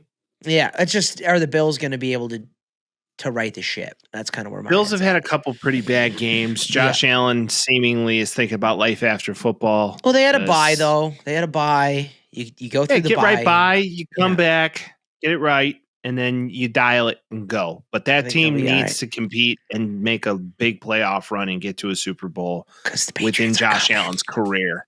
They're coming, and Drake May's coming, and you got Vrabel now at the helm. They're coming. So they're not going to go away quietly. So. I'm going to come. You know who isn't going to come? Who's not going to come? The New York Jets. Holy shit. You know who's not coming anywhere? Justin Fields. He did. Thank you for just proving what we already knew. That's just, and dude, I still like feel bad for him. It's like, I don't feel bad for him anymore. He's just going to the places where like quarterbacks go to die. Like you see what Woody Johnson said? Pittsburgh. That is not Pittsburgh. Pittsburgh, he had an opportunity. Name 3 good quarterbacks in Pittsburgh. No, he didn't. They took him out for Russ almost immediately. He played very well in 2 weeks, and then Russ just got put in. He played decent for 2 weeks, and then Russ got put in because he was turning the ball over and holding the ball too long, which is what he does. No, it's because Russ was a little injured at the beginning of the year. The minute he was healthy, they put him in. Yeah, the minute they put him in. Ben Roethlisberger. Well, no, they were going to do that regardless. But the reason he's the quarterback of the Jets is because he played well on the Steelers for 2 weeks, and then they benched him. But then you go to the only place that's worse for quarterbacks than Chicago is the New York Jets. Yeah, well, 100%. If he was wise, he would have pulled a Sam Darnold or a Baker. Let me go to a franchise and just back up, and I'll just wait my turn, and then I'll go somewhere and get a starting gig. Well, if he's wise, he's like, get me on the Vikings now. Mm-hmm. I'm sure they wouldn't mind that, honestly. Yeah. Trade me to the Vikings. The Vikings will, try and get in somebody. Maybe Tyrod's the guy. Who knows? You see Woody Johnson throwing mad shade? Oh, yeah. Yeah. He does not like it. They asked if Aaron Glenn could right the ship. And he said, when you have a quarterback of this rating, he's doing the best he can. He literally was just like, Justin Fields sucks ass. Now, the first question is, who signed Justin Fields? Woody Johnson, but clearly that's an Aaron Glenn decision. Well, and also remember last year when his son was looking at Madden ratings and telling him what to do and he was actually doing it? Was he just doing that again? Yeah, He's like, well, Fields is the 92 speed, so we might as well get him on our team. Yeah, it's just nepotism 101. It's just like, yeah, son, whatever you want. Daddy, get Justin Fields on the team. He's so fast. Okay, son. Yeah. The thing with Justin Daddy, Fields, too, I took him to the Super Bowl with our Jets in Madden 26. He's always thrown a beautiful ball. Every time he releases it, you're like, that's gorgeous. And then it just goes exactly where it shouldn't be. It's such a shame. We were so excited for the Bears to draft him when they did, because we were like, here we go. We got this right-handed Mike Vick guy. Yeah, he also threw, 60 yards off his back foot with Ohio State for a touchdown in the freaking national championship with like a broken rib. You're like, he's a dog. And I still think he is a dog. I just don't think he's very good at quarterback. I think that's the problem. He'll never switch positions. You know, his career progression there's no reason at this stage, his career progression at this stage of the game is Terrell Pryor. Like, I hate to say it, but and that's honestly a good career. I mean, he could go for an entire career as a backup, because putting Justin Fields in gives you a dual threat as a backup. And there's a lot of guys like, go to the Ravens and just back up Lamar Jackson. That is the best case scenario for you, because clearly Cooper Rush ain't working here. No, he's trying to find his next way out, but Tyrod's going to start, and either that or they're going to try and make a trade. It's going to be interesting. If I'm the Jets, how do you move Breece Hall for somebody? Did you Garrett Wilson just fire sale? The Panthers are 4-3. Talk about confusing. The Panthers are 4-3. Are they good? I don't know. Confusing. But they're winning. Xavier Legette breakout game, 9 receptions, 92 yards and a touchdown. Bryce Ted Young, McMillan maybe is not as so terrible. fucking good, dude. Ted McMillan's so good, dude. Ted McMillan balled at U of A, and he's doing the same in the NFL. But the Panthers are winning. So what are you going to do? You know who else is winning, Vince? Team that most notably has a dog. An absolute dog as their mascot being. Oh, I thought you were going to say as their quarterback. I'm like, oh, did you switch up? No. You're a big Dylan Gabriel fan now. Dylan Gabriel still can't throw the football, but he doesn't need to. When Quinshawn Junkins gets 25 carries, 84 yards, and 3 touchdowns. I thought this was like I took the Dolphins in this game because I was like, oh, this is their last chance to win anything before it's all just downhill. And I guess that already happened. Tua stinks. He's like, I don't even think he should start anymore. If the Jets didn't exist, the Dolphins are the worst team in the league. Mike McDaniels gets fired. Watch once again by week 10. He's gone. Yeah. Could happen. They're just bad. And the Browns, they played well. They ran the ball a lot. That was great. I don't think you can take many notes from this game because the Dolphins are just so bad. They're just really, really bad. Yes, I agree. Do we save the good part to the end? No, let's just talk about it. All right. Yeah. Well, okay, give me one. Give me one of them. Enough. Give me one of them. Yeah.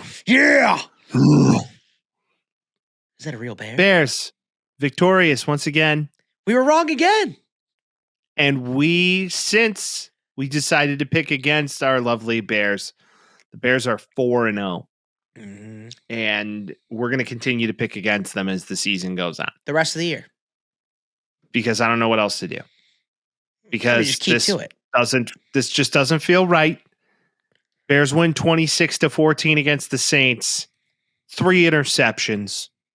Yeah. DeAndre Swift runs for another 100-plus yard game on 19 carries with a touchdown. Kyle Monungai gets in the end zone. Yep. Jake Moody's a pretty good kicker. I was going to say, there might be trouble in the kicker room right now because he looks good. He might be good. He can make further than a 40-yarder. So that's a big You just needed to get him back in the Midwest. That's all you needed to do. I also think you needed to get him. I think you needed to get him away from Shanahan and away from the pressure of being a draft pick and into a place where he's just like cutting his teeth again. That's kind of Colson Loveland and him played together at one point. So, you look at this and you're just like, okay, maybe we're onto something. The Bears are 4-2. And yeah, love it. 100%. Do I think they're going to go to the playoffs this year? I still don't really, but they Do you might still be think able they're going to win 10 games? I didn't think they were going to at the beginning of the year. And I still don't think they are. I think they'll have like 8 or 9, which would be sweet, which would be great. And we'll get into it. We're going to catch a little lump, I think, this week. We'll see. Outside of the record, I am hopeful because we go into the bye week 2 weeks ago. And clearly Ben Johnson's like, we have to run the ball. We have to figure out how to run the ball well and a lot.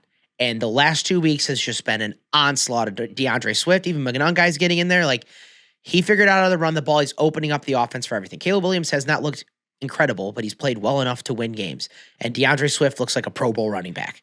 So whatever Ben Johnson was like, hey, this is what we're going to do with our offense, he made adjustments and actually did something. Because the Bears, coming off a bye week, notoriously horrible, like bad.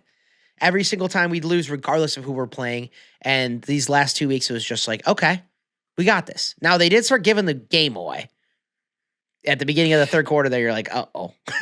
But they were trying to give the game away, and a part of me was like, uh-oh, here we go. But Dennis Allen put a kibosh to that really quickly. This team played as a unit. Caleb did not play well, and what I really did like is most notably he came out and said, I did not play well. Yeah.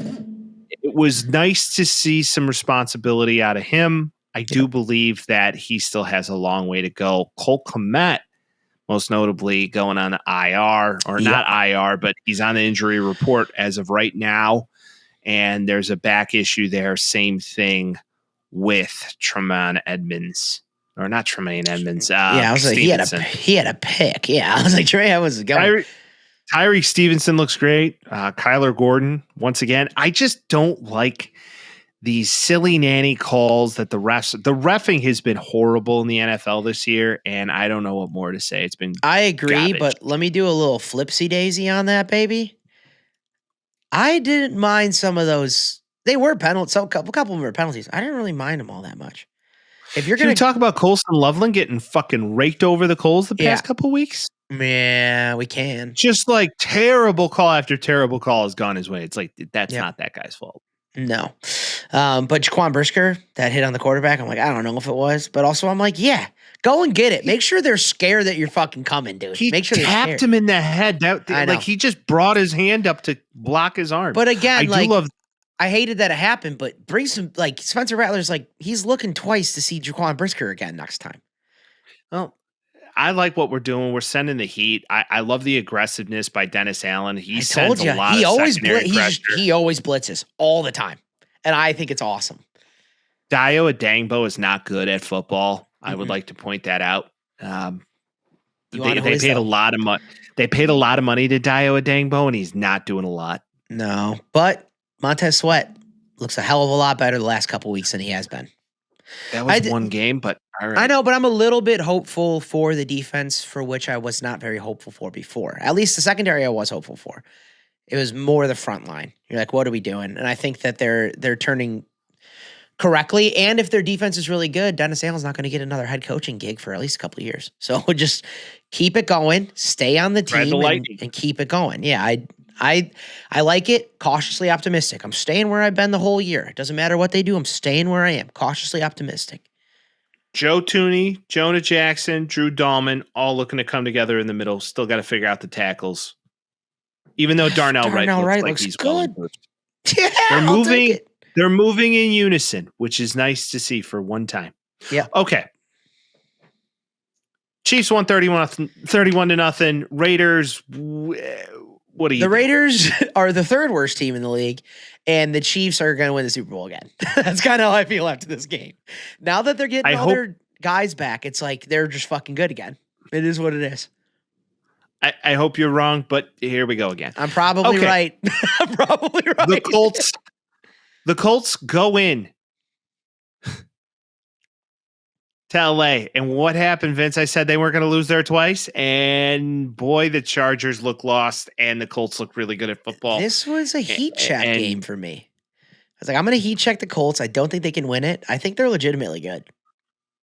I think so. And you know who else is really good that you passed on if you're a Bears fan? Tyler Warren.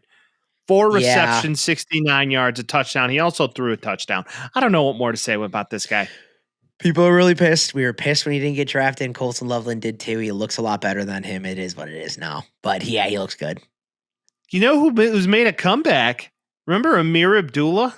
Most notably played at Nebraska. Oh, yeah. Got drafted by the Las Vegas Raiders there for a minute.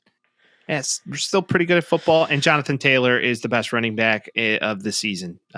16 carries, so far, for 94 sure. yards, 3 touchdowns. Insanity. Colts win 38-24. Giants. This game was fucking wild. I've never seen a collapse so insane. I've never seen a team score 33 points in a quarter. The Denver Broncos figured out a way to pull that off. They didn't score the whole game. And then the fourth quarter, it was just like, all right, I guess we're just going to score every single minute. I guess we're going to score. Like, I have Bo Nix on my Dynasty League. And the whole entire game, I forgot he was playing. And then in the fourth quarter, I got 15 different notifications. Bo Nix 60-yard pass to Cortland Sutton. Bo Nix touchdown. Bo Nix touchdown. Bo Nix runs in for a touchdown. He threw the ball 50 times, mind you. The Giants imploded completely. Okay. If you break it down, 33 points in 15 minutes, 15-minute quarters, that's 2.2 points a minute. It's bananas. It's insane. Unlike anything we've seen. This was an implosion of would have been the likes we've never seen. 123. It was terrible. If they did it every quarter, it'd been 123, 124 points. No Cam Scadaboo in the end zone this week. I think that may have hurt him a little bit, but that defense on the other side of the football in Denver is pretty impressive. Jackson Dart looked good, man. I don't know what more to say. I think he's not good. bad at football. I think he will be good for them for a little bit of time here. If you're the Giants, it's just like, hey, I know we were all high on our shit. Everybody was high on them for the whole entire game until the fourth quarter. I think this was just like a back to life, back to reality. You are who you are. And did you see Russell Wilson and Sean Payton beef? Oh, what was that about exactly? I think Sean Payton he was complimenting the Giants on the Jackson Dart pick because they liked him. And then he was just like, I was just hoping he wasn't into this game because he essentially insinuated that he would rather play Russell Wilson. And then Russell Wilson made a tweet, which is really out of pocket for what he usually does, and says like 15 years later and you're still targeting. Yeah, whatever like the Greg Williams defense was with that. That's what he said. It was kind of just like the lamest thing in the world from both of them. I think they're both pretty lame. I always kind of have. So like it is what it is, but I get what Sean Payton's saying. I'd rather play Russell Wilson than Jackson Dart right now too. At least you know what you're going to get. It's very true. It's very true. Like life is a box of chocolates, right? But hey, there's another guy who might be headed to a team that needs him, maybe like the Jets or something along those lines. Russ with the Jets would be insufferable. They can't do that again. They have to go young. He'd be like, I'm a Jet. I'm a Jet now, babe. I fly high. They can't go Steeler quarterback to Steeler quarterback again, though. They're not going to do that. That's a bad. Yeah, maybe Kirky Cuz. Maybe Kirk Cuz. Who knows? Jameis. I need Jameis in a goddamn game this year. It's not going to happen on the Giants. Trade him. Could be Jameis. That's actually not far off. Okay. The Packers, talking about back to life, back to reality, almost wanted to give this game away against the Cardinals, and Jacoby Brissett, oddly enough, might be better than Kyler. He is. Right now he is, dude. He operates his offense a hell of a lot better than Kyler Murray does. They're not good. This game was a game of tight ends. Yeah. Tucker Kraft had 5 receptions for 58 yards and a touchdown. Seemingly couldn't be stopped. And on the opposite side of the ball, you had Trey McBride for 10 receptions and 2 touchdowns. Like in total, you got 15 receptions, putting up Jamar Chase numbers collectively. Yeah. It was crazy. The Packers ultimately came back to win this game. and the was Cardinals couldn't score. A little bit of a Micah Parsons wake-up game, a little bit of a Jacoby Brissett's not very athletic anymore, so he has a chance to go get it. 8 pressures. Yeah. 2 sacks. I mean, it was next level. But they only beat him by 4. I think the Packers are a hell of a lot. 3 sacks for Micah. Yeah. He was going crazy. Again, though, Jacoby Brissett can't run anymore. So, it's kind of, you're kind of leading him up. Now, the Packers are a lot more human than people gave them in the beginning of the year. I'm happy about that. They're beatable. They're good, but they're beatable. We'll see what happens here in the next couple of weeks. Speaking of Michael Parsons, the Cowboys played the Commanders and said, hey, we don't suck. There has to be voodoo on Bears Commanders Monday night. I think so. There has to be voodoo. This Commies team isn't as good as people thought they were. Jaden Daniels is out with a hamstring injury coming up. And now Mariota's back. That defense didn't look great. Got 44 put up on him. Dak looked great. Well, this is the problem. CD looked great. George Pickens looked great too. The Cowboys offense, I don't even think it would be an overreaction to say they're top 3 in the league. Maybe the best offense in the league right now. Well, statistically, they are. They're amazing. Their defense isn't very good, but the Commanders built a team around Jaden Daniels, who obviously has had his injury woes this year. Their receivers, again, Noah Brown out, Terry Mack out. Robbie Anderson, Chosen Anderson or whatever was playing for the Commanders last week. That's how random it is. And then their entire defense is we're in win now. So they went and got old guys. What they have to do is get rid of some of the old guys and build that team correctly for them. Because if he's not in, it's a car running without gas. Von Miller, not it. He's just old. He's just old, man. He's a Hall of Famer and he's old now. This is what it is. There are reports right now that the Cowboys are actively making phone calls to the Raiders to see if they happen. They already met with them. On Max. They met with Max and they said that's not happening. I did see Simmons though on the Titans. That information just came out as we were. I saw it on Twitter as we were talking. They talked to Max Crosby. They said he's not moving. I mean, if you're him, why wouldn't you? But I don't get Death, taxes, and retire in Vegas, I think is what his plan is here. Because he doesn't want to leave either.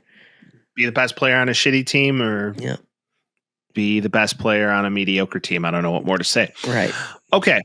The 49ers are 5-2 somehow with Mac Jones just existing and Christian McCaffrey is back, needless to say.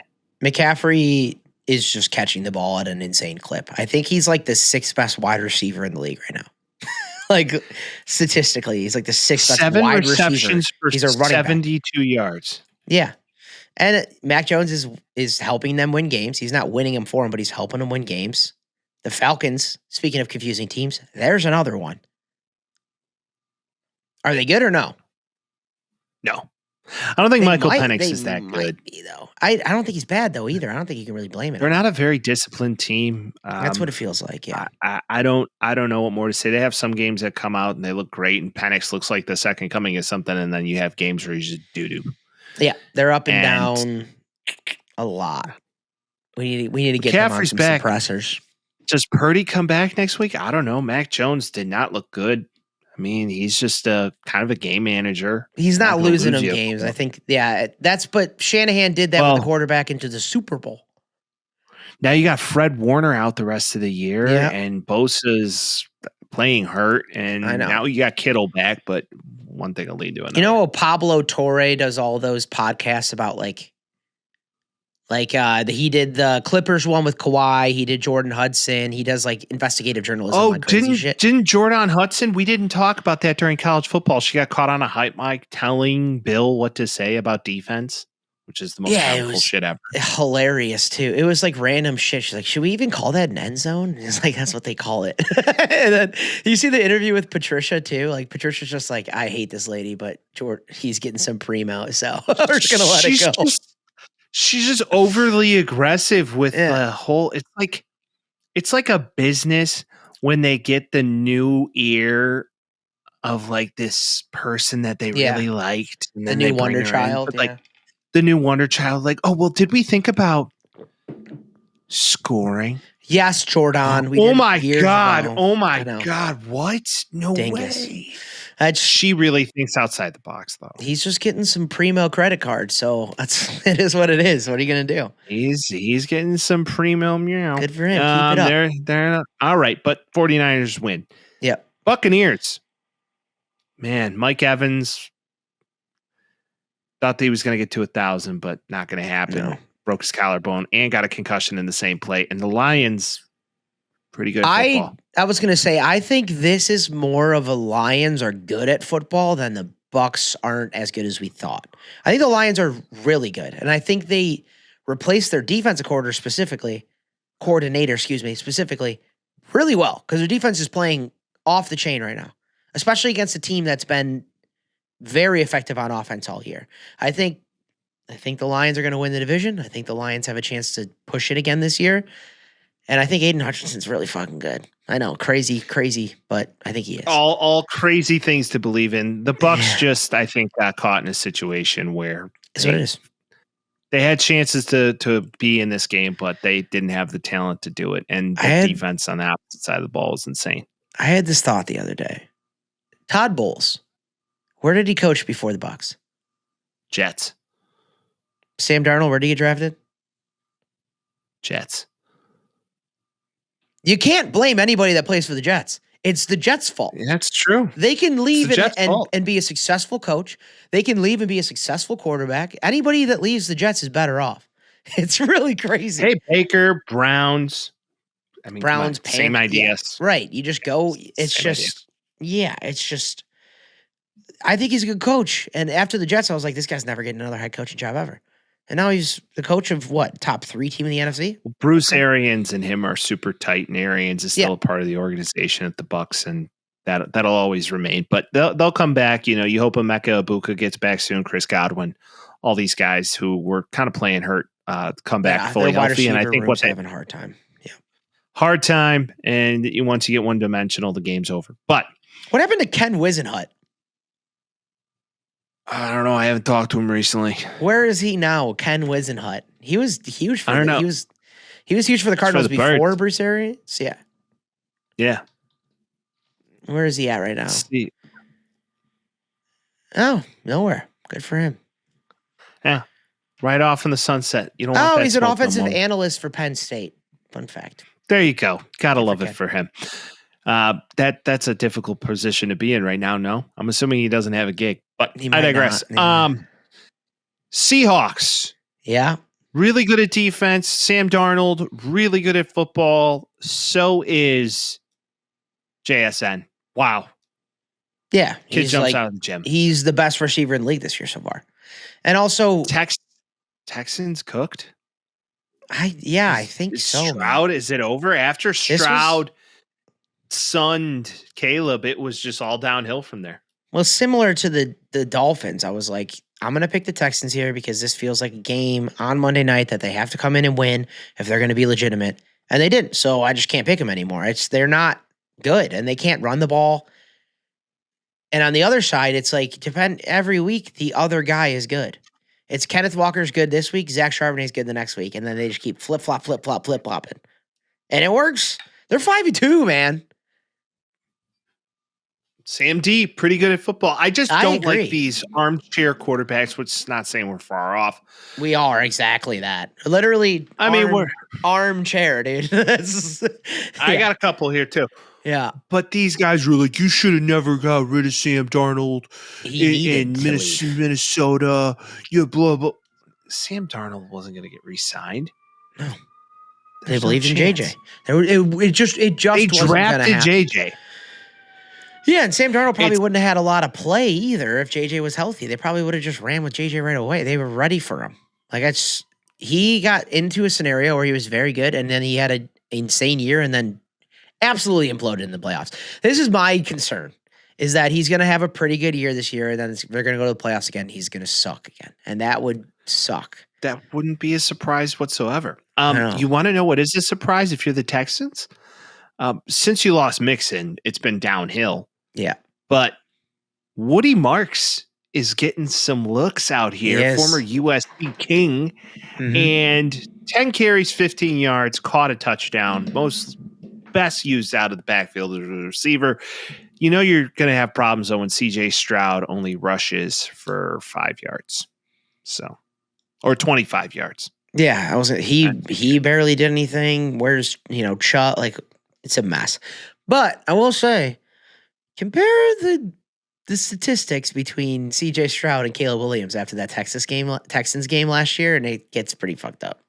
Because he tried to big brother him quickly, and I'm pretty sure they're almost equivalent. If not, Caleb's a little bit better right now. So, well, don't it always seem to go that you don't know what you got till it's gone, bud? That's like the 19th song reference I had today. Boom. Vince is on top of song references. Boom, all right, dude. We are going to get into our pick'ems, and then we're going to go eat. So, Vince. Okay, let's go. Yes. Am I picking this week, or are you picking this week? You picked first last week and announced. I announced, and I picked first this week. Let's go. We are going to Los Angeles for a get-right game of sorts. Maybe a J.J. McCarthy start. Who knows? Doesn't matter. Herbert's got to get right. Chargers beat the Vikings this week. Give me the Chargers as well. Dial it. Okay. The Dolphins are horrible, and they're playing the Falcons, who are less than horrible. I'll take the Falcons. Yep, let's go with the Falcons. Dolphins are completely imploding. I know what we're going to do here, but this is the first time I actually truly believe that the Ravens are going to beat the Bears. Lamar's back. They need to win. I don't think the Bears win this game. Not in the slightest. They're going to Maryland against a very good football team. Play it hard, though. That's what I need. The Jets are horrible and the Bengals are good. You're in Cincinnati. I'm taking the Bengals. Yeah, let's go Bengals. Yeah, what the hell? All right. Bills at Panthers. Bills need to get right. They're better than the Panthers, but the Panthers are frisky. I'm still taking the Bills. I'm still going to take the Bills as well. I feel like this game is definitely one of those where Josh Allen comes out and reminds you that he's Josh Allen. Oh, yeah. 49ers in Houston against the Texans. Texans need to win. 49ers have been winning. Does Brock start this week, Mike? I don't know if that's clear right now. The injury report's still indefinite. I don't know. I feel like the Texans, though, very stingy defense against Mac Jones.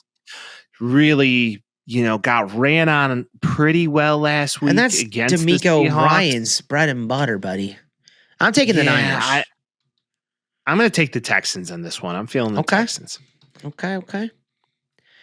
All right. Browns in Foxborough against the Patriots. I don't see the Patriots losing this game. I think they're good. I don't see them losing this game either. Give me the Patriots. We got ourselves a rematch already. Giants at Eagles. There's no way in hell the Eagles lose this game in the Link. After that first game against the Giants. Chance. There was no chance. They might embarrass them. Saquon Barkley for 87 touchdowns. Yeah, I think he's about done with that. Buccaneers at Saints. I do think the Saints are just bad, but not as bad as we thought. The Buccaneers is to get right. Just win. Taking the Bucs. Not a lot of crazy. Not a lot of craziness here yet. Give me the Bucs. Can I make your pick for you in this next game? Sure. Titans at Colts. I think we're both just going to run with the Colts here. Yeah, I'd agree with that. Okay, great. I just thought, might as well. This is a fun little matchup here. Cowboys at Broncos. Cowboys playing a lot better. Broncos looked horrible until the fourth quarter last year. Did they find something? The Cowboys offense or defense sucks. I'll take the Broncos, but I'm worried about it. I'm not worried about it. I think the Broncos just run over this ever-flush defense and just fuck them up. Okay. Aaron Rodgers in Pittsburgh against the Packers. Has he played the Packers before? Do we know this? Did the Jets play the Packers last year? He's never played against them ever. Oh, boy. I'm about to make a bad choice, but I feel like he beats him. I feel like he comes back and just says, fuck you, and beats him, dude. I'm taking the Steelers. If you've been listening to this podcast long enough, you know for a very long time I was considered to be Packers none Mike. other than Packers Mike. Does And he I love think I Aaron? make my return. Fuck Aaron Rodgers. He ruined my football team for a very long time. I still hate the fucking Packers, but not as much as I dislike Aaron Rodgers. Give me the Packers. Packers Mike, welcome back. Commanders go to the Chiefs at Arrowhead. Pick and it. It's over. It's the It's over. Chiefs, It's but over. they that's what sucks is the Commanders need to win so bad right now. And then yeah, but they don't have a starting quarterback. I know, and they're going against the big bad wolf here, so you're just not going to win it. It just isn't going to happen. No, you're not going to win this game with Marcus Mariota. Mm-mm. Stop it, cuz. No shot. It's over. Stick a Yeah. fork in them. It's dead in the water. Unfortunately, they have the hardest schedule right now this year too. So it is what it is, man. It's this week in the NFL. This is like the sleepiest week of football I think we've seen in a minute. It's like end of October, just lulls. Just give me the World Series at this stage of the game, and I think they do it on purpose in scheduling. They're like, oh, this is gonna be like the World Series, so let's not book anything big. If I'm the NFL doesn't really care about that. We've seen that. Remember when they were just like, "Hey, we're just gonna take Christmas too"? Is that cool? They just did it. Hey, like Christmas Day, you guys are just eating yourselves into oblivion, anyways. Just watch some football. We're just like, oh, dude. I'm still steadfast on Christmas Day. Basketball is my priority. I watch football, but if there's a good basketball game on, I'm putting that on first. You know what my priority on Christmas Day is? Presents and food and family. That and watching Christmas Vacation. Ah, yes. Also watching Christmas Story. Yes. You got to watch the staples, right? I watch It's a Wonderful Life. Yeah, every time the bell rings and he gets his life back and all the things. Yeah. No, it's Groundhog Day, isn't it? No. I'm kidding. I mean, you're not far off. Is. You know what we got to do is the season after we get past the spooky season, most notably not Mike's favorite part of the year. I just can't get into the fucking pumpkins and the scary thing, and I try, and I'm just like, I'm not okay. Yeah, I don't like this. It's forever okay with me. It's just okay. It is. It is what it is. And then they came out with that stupid fucking movie that you don't know what it is, and all these goofy fuckers that we went to high school with, or that somebody went to high school with, love the movie. If you don't know what I'm speaking with, Nightmare Before Christmas. Is it a Christmas movie? Is it a Halloween movie? I don't know. The answer to that is yes. Large women with greasy black hair get tattoos of that little fucking skeleton man. That's what they do. And they know every word to that stupid fucking song. This hit you where it hurt. You are so goddamn passionate about this movie. What the hell? I don't like it. It's stupid. Fuck that movie, I don't mind, dude. I don't mind Tim Burton. Don't get me wrong. I don't mind the goofiness of Tim Burton. But that Nightmare Before Christmas movie. You can't have a nightmare on dicks. Christmas, dude. It's just positive dreams. Fucking asshole. Santa's coming. Fuck. No. The most dark I go around Christmas is the Grinch. That's it. Mm-hmm. That's it. Yeah, and then he gets a really bad heart disease at the end. Really bad. He's the Grinch. Yeah, he gets an enlarged heart at the end, and you're like, you bring him to a hospital. What are we all cheering about? Let's not forget Gaines Adams. I thought that was like plugged too deep. I think so. Yeah, is that Kay Adams' brother? No, Gaines Adams played for the Bears in the early 2000s and was most notably going to be the replacement for Adewale Agunleye. They had like a two-headed monster. Gaines Adams. I don't remember him at all. Gaines Adams was going to be like the next big thing. We traded for him from Tampa, and he died in his sleep due to an enlarged heart because he was doing so much HGH that his heart grew to be like the size of a cantaloupe. Oh, no. Yeah. Sad story. At 26. What do you think it was? Trent or something like that? Oh, he was on a bunch of stuff. Oh, but, man. Very sad. Very sad. Sorry, didn't mean to sadden up Christmas. Merry Christmas! But, hey, this fucking pumpkin movie, I tell you, it's so stupid. Damn, Merry Christmas, dude. Yeah. Well, we're going to get into Christmas. We're going to have a top 5 Christmas movie rundown. Christmas foods. We do that we every did that year. already, and you got really pissed at me about Die Hard, but I still stick on Die Hard being a Christmas movie. So That is not a Christmas movie. I mean, it just is. It happens on Christmas. So what do you mean? I will have the debate again. Yeah, you Well, get mad I'll about do more Christmas on research. Halloween. I'm not even getting mad about that because I picked Christmas it's on just Christmas. because of the silly fucking Halloween movie that they try to relate to Christmas. It's I know, so dumb. But you're telling Jack me I'm Skellington's wrong. a jagoff. You're telling like me that I'm guy. wrong about Christmas on Christmas, but then you're still up for debate on Halloween on Christmas? What the fuck are we doing here? What are we doing? Do you celebrate Just Christopher Columbus on Arbor Day, bud? What are we doing here? Hey, Italian American Hey. discrimination. hey. It's offensive and it's hurtful, okay? Okay. And on I this heard that. podcast, Christopher Columbus is a fucking hero. End the Well, story. I don't know if I agree with that, but I'm kidding. we All ride. Well, we thank you for staying around for our most favorite things rant. And we hope you stick around next week, too, as we get into the fun parts of the year. We are getting into November, people. We're closing out year 5. This is insane. I hate that. If you haven't joined this bus yet, keep doing it. If you got something to say, 312-725-2107. Air it out. And as always, we'll see you next week. Peace.